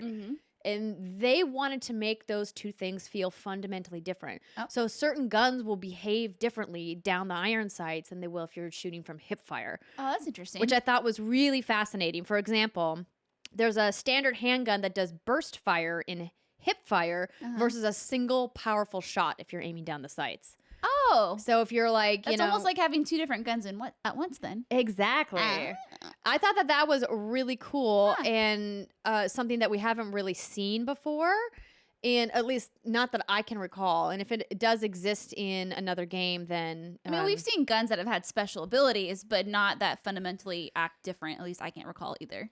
Just depending on how you're looking at, yeah, exactly. No, that's fair. So we got to see some of that in action. I'm just gonna while we're talking here, I'm just gonna put some gameplay up so you guys can take a look at it. But I thought that was really interesting, and I'm excited to see how that works with a bunch of different types of guns, whether it be like a rocket launcher, a grenade launcher, shotguns, things like that. I thought it was who better to take shooters and innovate on it than id, because they're obviously one of, I would say maybe definitively the best FPS developer of all time. Is that controversial? Maybe, but I'm saying it anyway. I like it. I stand by you. Thank you. I support you in your decisions. I'm checking over my notes here to see if there's any. Oh, yes, the AI. So we're seeing some combat on screen right now if you guys are watching the gameplay. And the AI in Rage was one of their signature pieces, and they wanted to really bring that back and ramp that up. And so what do I mean by that? So the signature AI moves mean they're getting back up when they're knocked down, which is something you don't see a lot in video games where... Unless you're playing Resident Evil. Well, I mean, yes, the zombies definitely do not... die ever. They just keep coming back from the dead. It's true. Throwing the wing stick. So he used like the lift ability there with the nanotrides and then threw the wing stick. Yeah. Which is awesome. That guy just exploded. You got the powerful pieces. melee ability, which just pretty much evaporates people. Eviscerates, evaporates, both. And so I thought that was really neat because the AI in this game is very aggressive. That's something that anybody who played the first Rage is going to remember. And they're back. They're aggressive. But I think that really lends itself to the super speed of the gameplay. And something else that I thought was a really nice touch is you're going to see different visual levels of enemies. And I love the way the armor pieces will just fly off. So if you see like a heavier enemy that's tankier, you can like target specific pieces of armor and they fly off in spectacular fashion. That's amazing. Then they become weaker. Yes, obviously. They de-evolve. Precisely. Okay, so it sounds like this isn't the kind of game where you're going to have the enemies just pop their head up, come back down, pop their head up, come back down. They are coming at you. Yes. Okay, I understand. Yeah, and so I think that's what really makes it feel like a id game is that intense moment. I mean, obviously the game is called Rage, right? That is true. And what I like the biggest takeaway that I had from this playthrough session was I underutilized my abilities when I played the demo back at E3 and me getting the opportunity to really practice with my abilities here made it so much more fun. I felt so much more powerful. And I'm really looking forward to seeing, the different levels throughout the progression of the skill trees and just, how wacky and wild they get. So there is one thing I want to mention. My one concern that I have about this game, it was a concern that I had from the previous Rage, was that there's a lot of driving through what feels like open empty patches. And as you can see on the gameplay that's on screen now, there's certainly much more along the path, but there's still lots of stretches of open empty patches. As I mentioned earlier in our conversation, at one point I lost my vehicle because it got destroyed by some things that I was fighting. And I was just running around being like, hey, let me just check out the open world. If you're looking for a game that has a lot of open world discoverability and exploration, that is not this game. Okay. I want to be clear about what this game is. This game is a fast, fun, in-your-face, first-person shooter with open world elements and a lot of car combat elements, but this isn't a game where you're going to want to be on foot a lot of the time out looking for things. You're not going to find treasure loot cases. You're not going to find some that. like a random stash, right? I mean, and not to say that stuff doesn't exist at all in the world. I don't want to misrepresent, but I want to be clear that in my playthrough, there was very little of that. And instead, I was in my car driving from outpost to outpost. Is there fast travel? Yes, there is fast travel. That's good. Yes, thankfully. That is very good. I would say, because if you were like me and you're just kind of turned off by the idea of a post-apocalyptic, shooter, blah, blah, blah, because I feel like that story's been told so many times. Seeing these videos really gives it, like I said earlier, a whole new level of personality that I quite frankly wasn't expecting. I don't know if it's just I haven't been paying attention or if the way this game has been marketed just hasn't played into this. But I know we keep saying Borderlands, but that's just the closest comparison. If you enjoyed that game, then I think you would at least, this is definitely worth a second look because of how quirky it looks and how silly it looks, but how fun the combat is. I am very happy I'm watching this with you because otherwise I was like, eh. Well, and here's the thing. I want to be clear. Like, I definitely agree with you that it has a Borderlands vibe, but I think one of the key differences between Rage and Borderlands, other than the things I've already mentioned, is that the gun system here is just fundamentally different than the guns in Borderlands. It doesn't have that heavy RPG kind of, exactly. Right. Like, this is not a looter shooter. No. Right? Like, the whole idea of this is you will get loot, you will get upgrades, you will collect things, but it's not in the sense that I'm always chasing, like, what the next, like, purple or the next gold or the next, like, special weapon is going to be. To clarify more of the tone of the game. Right. I mean, even looking at this, it feels like we're maybe attacking, like, a bandit outpost, right? Right. I mean, because it basically is a bandit outpost. But I know the game is coming out soon, and I wanted to just, show you guys some gameplay because the folks at Bethesda and id supplied us with this B-roll because let's be honest, you don't want to watch me shooting and missing. I'm pretty good at shooters, but when you're in a press demo and you haven't played a level before, you know what? We'd all rather watch the developer play. Yeah, this is how it's supposed to look. Exactly. But it looks fun. I really enjoyed the first Rage. Like I mentioned, it was kind of decisive for people, but I think they've improved upon it in every way that they could. Yeah. I can't say how the story or the narrative is going to end up, but if you like fast, in-your-face shooters that make you feel really powerful and you want to play something real fun, then this looks like it. I definitely recommend checking out Rage. And just for people who want to hear about the performance stats, because of course I was going to ask id about their performance stats. Tim said that they went with speed over 4K, meaning it's going to be a locked 60 frames per second on Xbox One X and PS4 Pro. And it's going to be 30 frames per second on PS4 and Xbox One because they are not as powerful. True.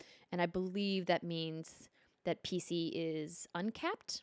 Probably. I did not write that down because I'm probably not going to be playing this on PC. My bad. But our friends over at Eurogamer probably have that right up all for you guys. All right. Oh, before we go, I want to mention customizations for guns and vehicles look really cool. So gun skins, vehicle skins. They weren't talking about microtransactions at this time, but any game that has skins probably has microtransactions, but the ones that I did see looked pretty gnarly. Oh, also there's a hovercraft in the game. I mean, there you go. Do you get to customize your character? I can't remember if you said this. That's a good question. They probably don't remember. Yeah, because it's first person. You don't ever really see your character. Right. Even in the cutscenes, all the cutscenes are first person too. Would make sense. But yeah, if you guys want to check out some gameplay, again, youtube.com/whatsgoodgames. I hope that you guys have a great rest of the show, and that you talk about lots of fun stuff. Oh yeah, I already know what we're gonna be talking about. Kind of. Probably just more Resident Evil. Yeah, basically, too. There's some news to talk about. Well, Alanah played it in a movie theater. Please ask her about that. I will have by the time this is airing. This is so wonderful. All right, that'll do it for us. Thanks so much, everybody. Enjoy the rest of the podcast, and I'll see you next week. Well, thank you, Andrea and Britt, for that awesome Rage 2 preview. I didn't know how to make this any less awkward, this little intro and whatnot. But anyway. Let's jam it in. Let's go. Let's just jam it in. I want to make a That's What She Said joke there, but okay, I just said it. We all thought it. Thanks. Yeah, it's okay. I got it. All right, time to talk about things that we also have been playing. So, Steimer. Yeah. I am really excited to hear about your Kingdom Hearts 3 impressions, but first, I want to hear about Resident Evil 2. That's good because I don't have many Kingdom Hearts impressions yet. So Resident Evil 2. I played in my house over the weekend during the day because it's the only time without headphones that I think I would be able to handle this game.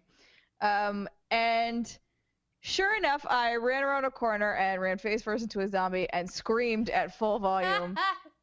And that just reiterated to me that this is not a game that I can play in the evenings in my house. Did you do because Claire if I do, first? I think my neighbors may call the cops. Did you do Claire's campaign first? I'm doing Claire's campaign first because I like her. That's good reason. And I would also like to, such a dick. I love to rip apart things. So to me, the thing that pissed me off was she's like, I gotta go find my brother.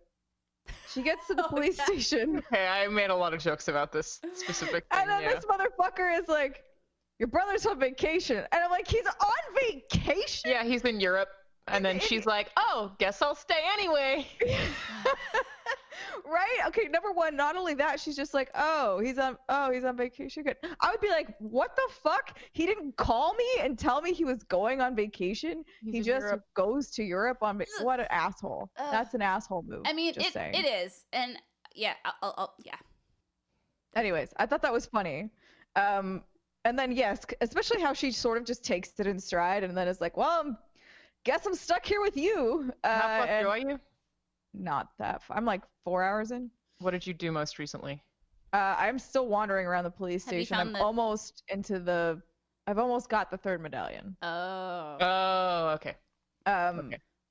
And mostly I've been running around trying to figure out what the fuck I'm supposed to do. And sort of figuring it out, but then also there have definitely been times when I've texted Brittany and I'm like, I don't even know what I'm doing anymore or where I am or where I should be going. And for the most part, that would be okay. But I think with the added element of zombies, I hate it. It's just the zombies that I hate. Mm-hmm. I actually enjoy the level design and I enjoy exploration and like figuring out the puzzles and all of that. Super into it.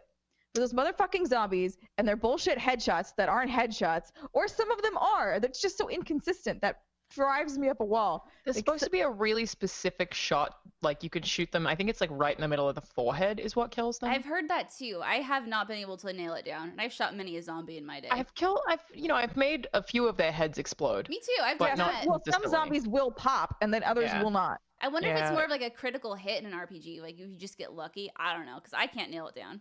I don't know, but there was one time when I sat there, he was already on the ground, and I was like, I'm just going to try and make his head explode. Like, I know that there's some ammo nearby. And so I just kept shooting him in the head, and no popping. So I think they must be designated as like a random roll or something, where it's like this one will be gone forever, or this one will get up 50 times, even though you've shot him repeatedly. Jesus. I mean, there are other enemy types, though, too, by the way. Oh, I know. I fucking saw one and ran away. Cool. What did I text you, Brittany? No, I was just looking at those. How do I get big mafia boy from chasing me? Like, that was what you called him. That was about, because that was about Mr. X? Yes. Yeah. And no, that wasn't here. That was preemptive, because I'm terrified to play this game. I wouldn't have thought that you were at Mr. X. No, I'm not. Because she had said once on a show, like, oh, you can do some things where he doesn't chase you for very long. Because Andrea was like, he was chasing me for a long time. He is a persistent son of a bitch. Yeah, I'm not down with that. Oh God, he's scary. Terrifying. Yeah. I love it so much. No, I think, oh my God, where is it? I just want to go back and defend Claire. So here's what I wrote. What the fuck is this thing that looks like fucking brains? Can I kill it? What the fuck? It's the lickers? The lickers. Yeah. And so I ran into a hallway. I found a licker. I wasn't sure what to do. Because I remember reading something about it, like being like, be quiet, and it won't figure out where you are. But then it kept coming real close to me, so I freaked out and obviously started shooting it. And I did not know that if you were quiet, they wouldn't come for you. I've just been killing them all. Yeah. So the lickers are blind. So if you really want to fuck with them, throw a flash grenade or a flashbang, and then they'll be super like, they won't know where anything is, and then you can just run. I just ran in the opposite direction and closed the door, and then I'm never going down that hallway again. I used the grenade thing on them, the fire and the acid. Oh yeah. Mostly, I save them just so I can kill those. I only still have my shitty ass pistol. You'll get. I have no other guns. You'll get there. I have a lot of grenade launcher ammo. I don't have a grenade launcher. I'm just storing that in the magical storage chest until I get it. So I have a shitty pistol with a tiny shit better upgrade, and that's it. That's all I got. You are still very early. Yeah. I know, but I don't care. I want something to help me because I'm scared. I'm just run past everything. That's my hot tip. Feel like you don't run that fast. And no, but you can avoid most things. Like keep all of your goddamn knives always. The hallways are too tight, and so like I can't run past something. It will grab me. It's true. Or maybe I'm not that good at this game. I don't know. That's also possible. No, there's definitely something you can't. Yeah, it's not as easy to dodge. So if you were to play like Resident Evil 2 on the old PS1, it was so easy just to like run against the wall and kind of like slip against the wall, and then they wouldn't be able to get you. But I think they made it a point to make sure that wasn't really a possibility as much. Yeah. It is way harder in this game. Yeah. But I had enough heart palpitations and I put it down. I wanna defend Claire and Leon for sticking in the Raccoon City Police Department. Please let me have Okay. Okay. Go ahead. Because this is something I too struggled with. And because I was like, why wouldn't you just fucking leave? Like, why do you have to search the police department? And this is what I tell myself.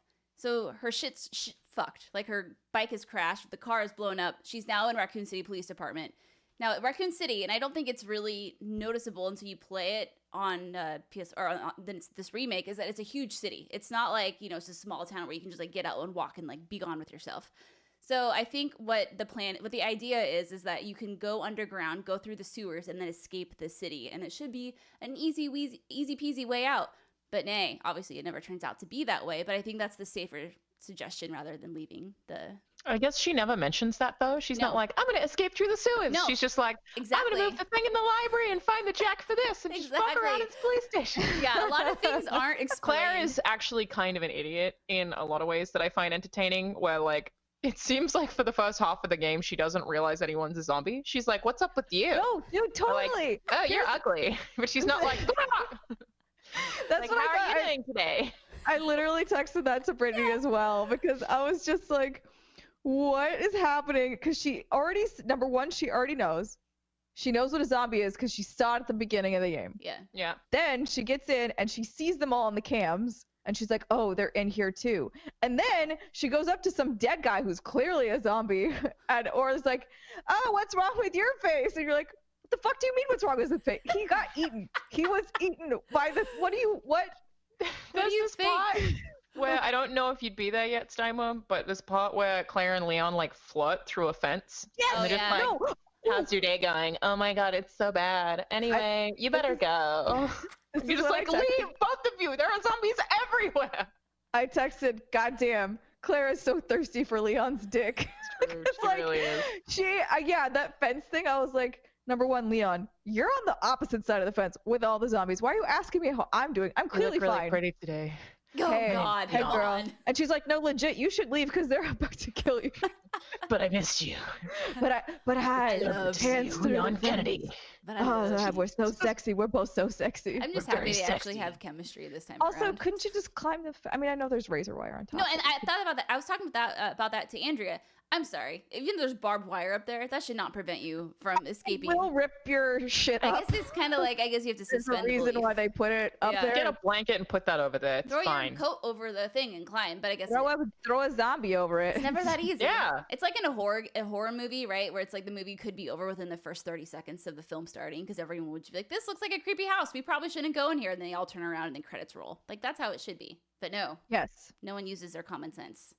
Well, I feel like they're not like stupid the whole way through the game. Like everything makes general sense. There's a lot of, it's just, I love it so much. I think this game's fantastic. I wouldn't even be surprised if it ends up being my game of the year. I really love it. But there's a lot of stuff that's really just fun to make fun of. Like at some point you have to make this serum and it's like, make sure you cool it immediately. But then the place where you have to cool it is on a different floor, locked behind multiple puzzles. So it takes you half an hour to get there. And you're like, did I fuck this up? Like I didn't cool it immediately. Yeah. Like, why is it that specific? Couldn't it just be like cool afterwards? It's like immediately. It does. It says immediately, and that also threw me off because I'm like, okay, well, I can't do this immediately. I have to go down a whole bunch of stairs. Is that like, and then you're like, wait, does that mean that I should have done all the puzzles and unlocked the thing first before I went so that I could immediately take it down and run it through all the word immediately. It was a very specific word. It's very specific. Yeah, there's no elevator or anything. Yeah, it's interesting. Yeah. It's interesting playing this because it just. You know, in the beginning, you're like, okay, so you guys are going to Raccoon City. Like, obviously, there's just a whole bunch of zombies at this at this gas station. Now you're going to go to the city. You see that there's chaos all around you. Why wouldn't you turn around and drive out of the city and kind of maybe, I don't know if the internet was around in 1998. I don't remember. But that's when this game takes place. Yes. Yeah, right? Yeah. Okay, because there's emails and stuff in the thing. Yeah, obviously. So they have emails. Like, why wouldn't you just maybe, when you're one person, why would you try to save the entire Raccoon City? Why don't you just kind of go out and like grab some actual help? I don't know. Totally. Initially, I could see Claire being like, oh my God, my brother's in there. I need to go. And then he's like, he's on fucking vacation because he's in Europe, actually. He went to Europe. He has his reasons. But Leon, I don't get because he's like, I have to report for duty. And I'm like, he puts his, doesn't look like uniform on, and I think it's so cute. It's so like, stupid. I'm a cop. Hello, I'm cop. Hello, yes, I came to fight the zombie help and the law. Well, they have the little welcome to your first day Leon sign up and everything. I know, so cute. Oh, you know what's really cute about that too? Anyway, if you look, because in the original Resident Evil 2, they misspelled it. They put 2 L's. And so it says WELL come Leon. And so in this one, if you look, there's an extra space between the L and the C. And if you look, there's an extra L on one of the desks in the remake. That's cute. Isn't that cute? Anyway, so obviously this is a video game, and obviously we have to suspend our belief to some extent. Otherwise, shit doesn't make sense. But other than the crazy things that Steimer is so good at pointing out, what are your thoughts otherwise? Like I said, I enjoy the level design. I enjoy like the way you backtrack through and you grab everything. The only thing I do not like is the zombies. I don't like the zombies. I don't like being scared. I don't like that they take 5 million bullets to take down, and then even sometimes they'll get back up. I don't like the brain things. I'm not gonna like this mafia dude in a trench coat following me around. Yeah, These are not things I will enjoy. That feels more like a personal preference than a criticism, though, right? Totally. It's and that's not a criticism of the game. It's doing what it's intended to do very well. But for me as a player, I'm like, not my jam. Yeah, that's fair. Definitely. I'm so proud of you for playing it. Did you light your candles or what you're gonna light? I did actually. It did help a little bit. I lit some relaxing candles because it was really stressful, baby girl. Yeah. Here are these text like messages. The aromatherapy calmed me down. That's really good. That's so good. So Steimer texted me. Okay, this is weird. She said, I saw the tweet. Oh yeah, she says, I want you to be here. I'm stressing already. I've already played this part and it's daytime. And then she's just like, I'm gonna start burning some relaxing candles. Yes. The one thing that's getting me is every time that I play through it again, it scares me less. Yeah. A lot less. Yeah. The plant guys still freak me out, but really, and Mr. X does too. Plant guys. Oh, you'll see. Oh no, I won't. Well, you probably won't get that far. Yeah. No, Alanah, unless you come here and hold my hand through it, I'm not doing it. Yeah, I'm happy to watch people play through that game forever and always because I love it so much. Well, what's interesting is like I thought I was getting to a point where I was like, okay, like these zombies are annoying, but like it's fine, whatever. And then again, I just turned a corner and ran face first into one. Somehow did not hear it and screamed so loud. And then I was well, I guess not. I scream the whole time when I'm playing it. I really do, and I panic like a lot. And especially playing it in a cinema with that surround sound was terrifying. That is like it was so spooky, but I loved it. That is so badass. I think that's something I need to do. New bucket list item for me. It's very fun. Well, Steimer, again, I'm very proud of you for playing Resident Evil. It means a lot. You kept true to your word that you would play it for me, and you did. You're a real friend, and I love you so much. Aww, love you too, BB. It also looks like the two of you have been playing Kingdom Hearts 3. Mm-hmm. Kind of? Yes. I literally just started it last night because obviously it came out yesterday. And I did not get an early copy. So I just literally like jumped into it not knowing what this, I mean, I know of Kingdom Hearts obviously because of Alexa, but I loaded the game and was like, the fuck is going on? I don't know, but like I'm gonna just smash these enemies and I'm sure it's fine. Okay. Alanah? And so far, I mean, it's only been a few hours, so like it has been fine. Yeah. It's batshit crazy. I'm into it. That's what's because I know I've said before that I want to play Kingdom Hearts 3, and it's not that I don't want to play. I just know right now in this moment, if I fire that game up, I'm not gonna be able to appreciate it. I'm not gonna know who these characters are. I don't know what's going on, and it just sounds like more stressful than anything. Just because. See, no, it's the opposite. The reason why I really wanted to play it and why I will continue to play it is I'm like, I can play this. Number one, during the week. Number two, alone at night.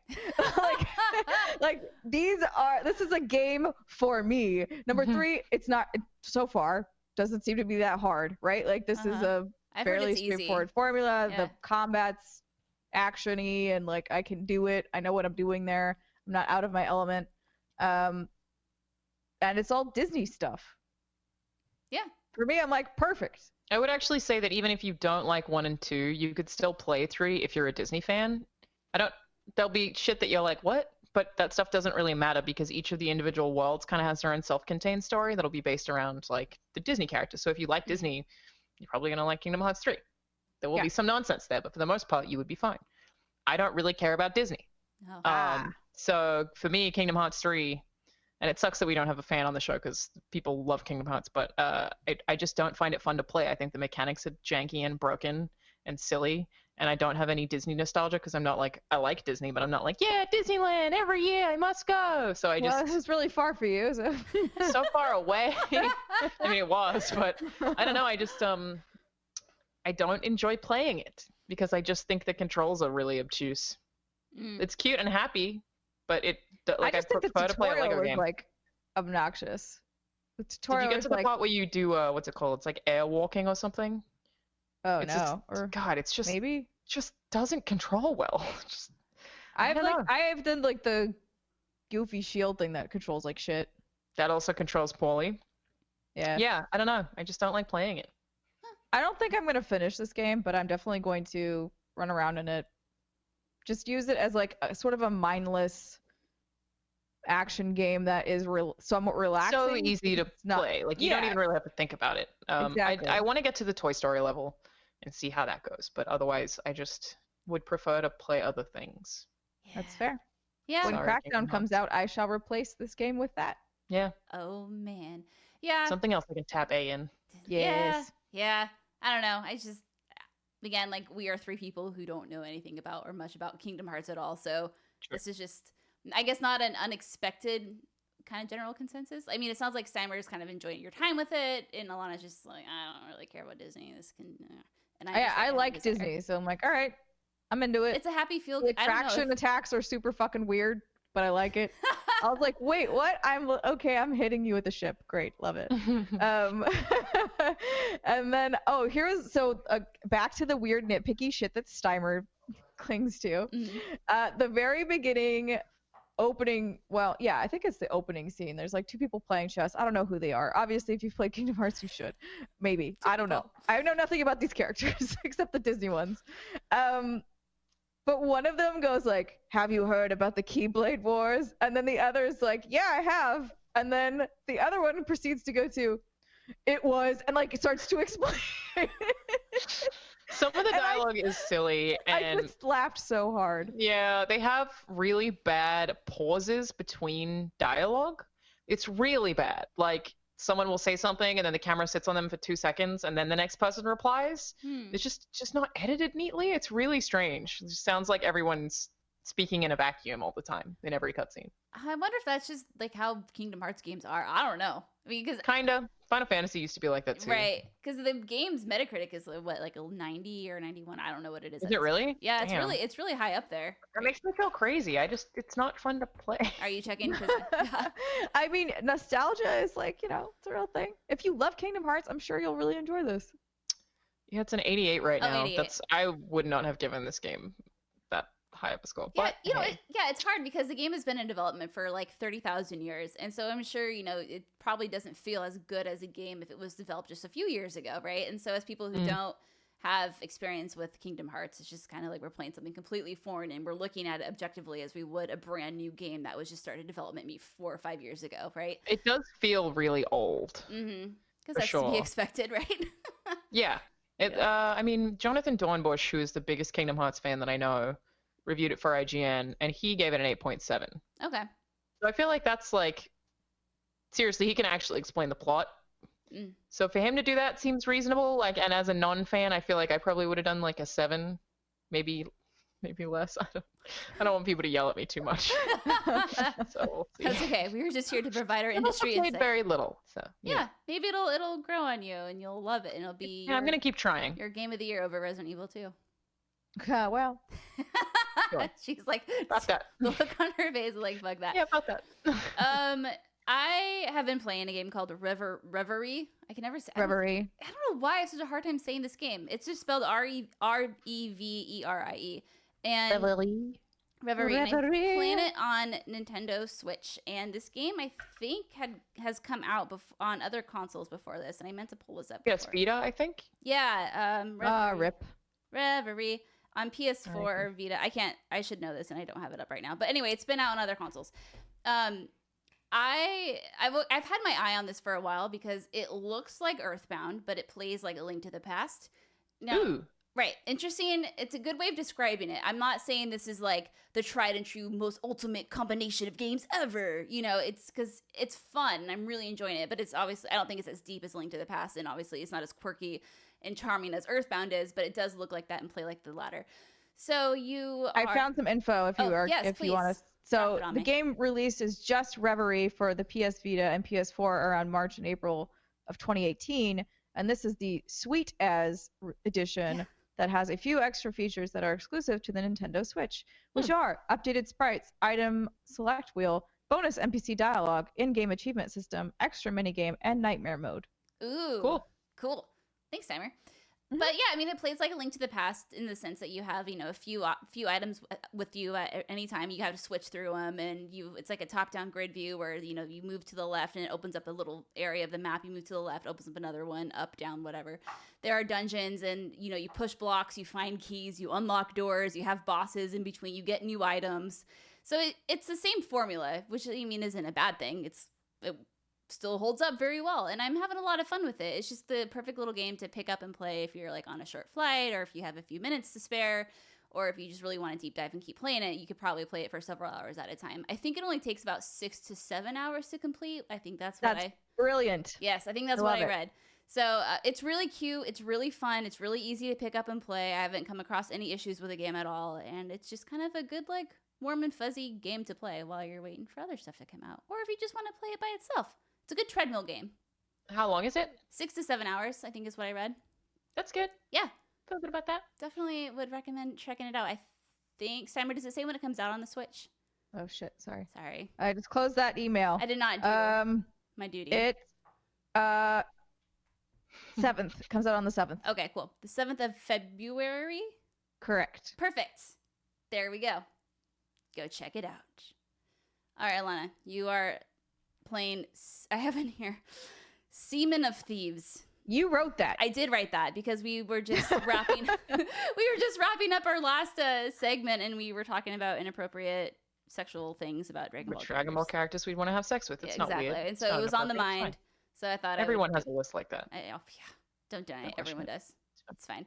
Okay, but Alanah, tell us. Yes, I don't have a lot to say because I haven't been playing a ton of it, but I just picked it up again. It kind of got re-popular. Ninja streamed it and didn't get paid to, which is wild. Is that what happened? Is that why that game's so popular now on Twitch? I think he played it because it got popular again. But I mean, I loved it every time that I played it before it came out, and then it came out and I didn't play for very long. And it feels like the game that I wanted now, I think. There's a lot more to do. Like today, I was just going on a quest, solved a cool riddle to get some loot, and then some booty, and then came across a ghost ship. Spent ages trying to take that down. A megalodon showed up in the middle of the fight, so the music is just like the most dramatic orchestral music that could be. It's so perfectly fitting for that moment. And we're worried about the shark while we're trying to take down this ghost ship to get the loot from the ghost ship, and the shark starts attacking the other ship. So we're like, well, should we just like let them fight it out for a bit? Yes. So they start attacking each other for a while. Meanwhile, like half the people in my crew have died because of the skeletons and the shark. I ended up living and tried to get the ghost ship has to sink for you to like be able to get the loot from it. And I tried to. Megalodon's coming at me. There's 2 sharks coming at me. I have to kill both of them before I can go get that. Everyone else has died and the ship has sailed away, so I can't get to it anyway. Frantically there, panicking in the ocean, like, but we spent so long doing this. But it's just like it's become like full circle back to the stuff that I played at E3, where it feels like that was just an hour that I played today, and it's just so good for making stories that feel very uniquely yours and like they belong to you and your crew. And it's, I don't know, it's just really fun, and there's a lot more to do, and you are doing a lot of the same stuff, but there's more of it. You're more likely to encounter other players. You're more likely to come across other ships or threats in the world that are interesting and not just pirates that are trying to kill you. So they just kind of flesh it out a lot more, and it's a lot of silly, sometimes peaceful, but usually just funny. Do you have a crew that you play with normally? I'm playing with the people that I work with. Oh, okay. But I mean, I definitely recommend playing it with friends if you can. It's way better if you play with friends. But I've played with different people when it first came out in different crews and stuff, and it was fun no matter who I played with. So, yeah.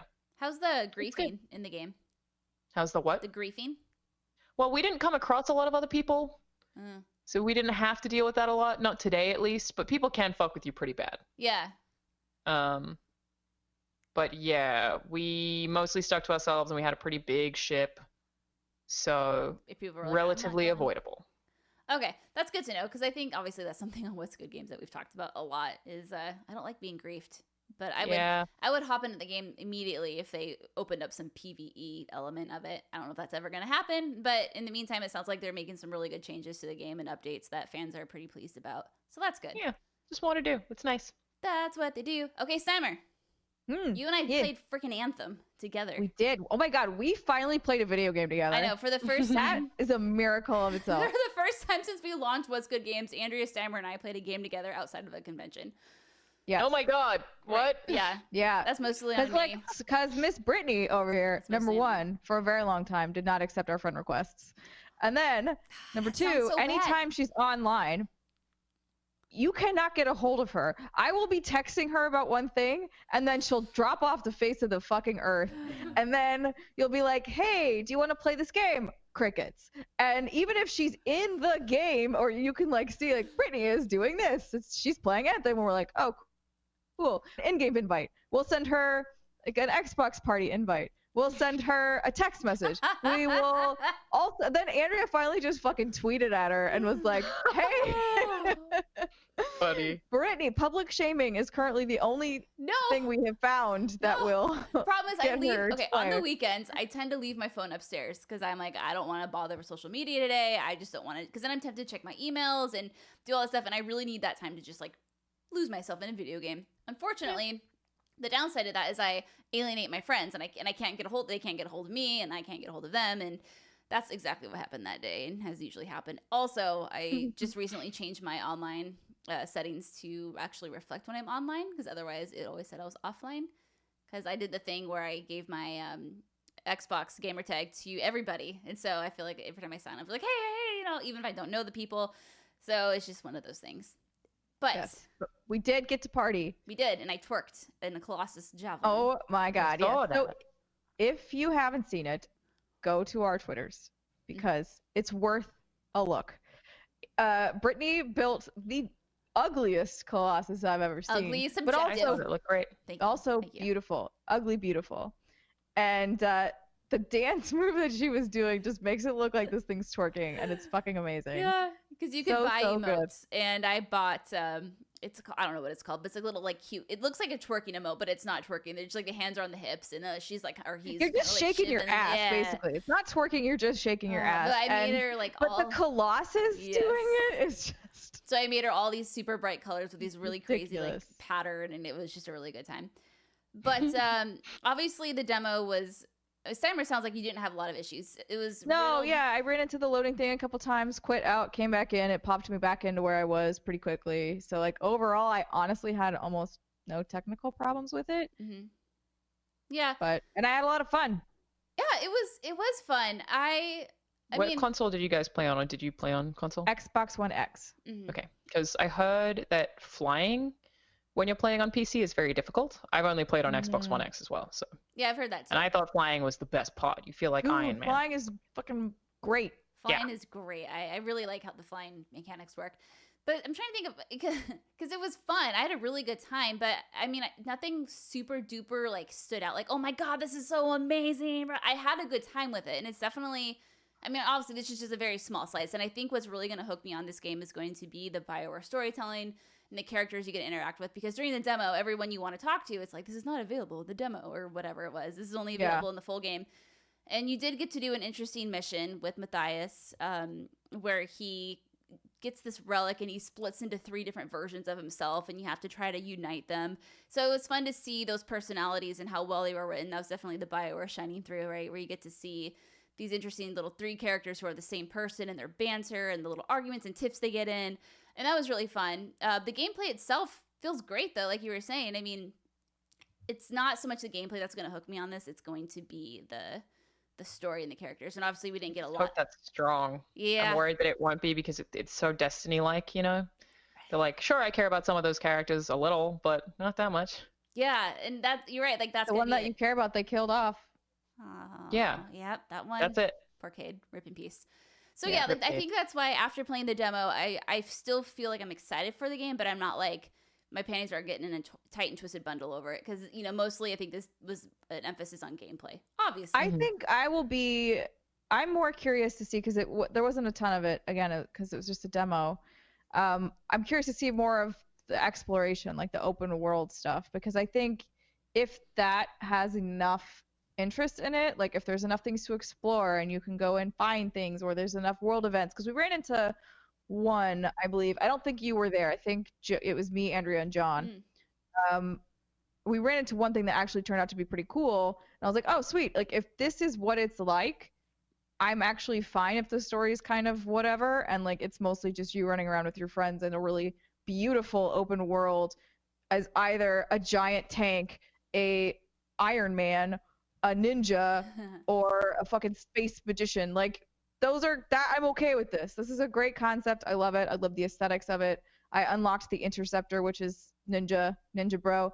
And holy shit, like the animations are so beautiful on it. Yeah. And move so fluidly. And I was just cutting the shit out of everything. It was great. So you think that's going to be your javelin?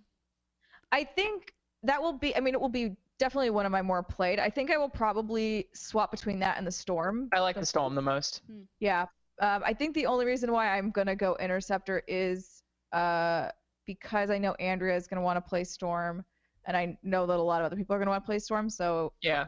I think Interceptor is also very fun, and I like ninja style gameplay. Like in Guild Wars 2, I have a ninja. I have almost all of the characters, but I also have a ninja, and I like her a lot. Yeah, and she's a thief. Sorry, but whatever. And from what it sounds like, BioWare is encouraging you to do all the javelins, right? I think in her Andrea's interview with Gamble, he said that this isn't the kind of thing where you like pick one and you go with it. It's like, no, you got to try to get good at all of them, which I'm worried about. Like for me, I fucking re-roll characters all the time in MMOs. It's really bad. And so I think if they have a system where like you don't feel punished for having alt characters, which it sounds like it's not going to be that. I mean, you do have to level them all up individually, but yeah, that's fine. I know every time that I've spoken to BioWare about it, I've always been like, well, how is this different to Destiny? And they're like, you can change your javelins. Cool. So it's like trying to remove that class-based system, but I think they want you to specialize, but you still have the freedom, I guess. Yeah. Yeah, because then it's like if I'm running in a group with Brittany and Andrea and I've only been playing Storm and then everyone's like, we have 3 Storms, like that's not going to be helpful for when you're going into some of this higher end content. So John, Andrea, and I attempted what do they call them? The strongholds? Yeah.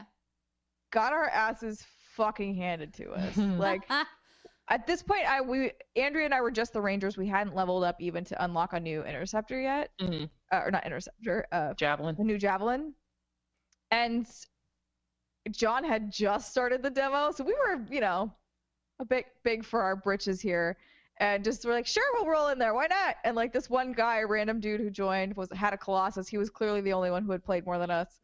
And just like we were just way too low level. But I also will say it didn't indicate a level anywhere and didn't tell you, like there's no recommended level. So we just jumped in there thinking we could do it and then wiped. Did you do after normal like an difficulty or easy difficulty? Do you know? We did normal. Oh, okay. Yeah.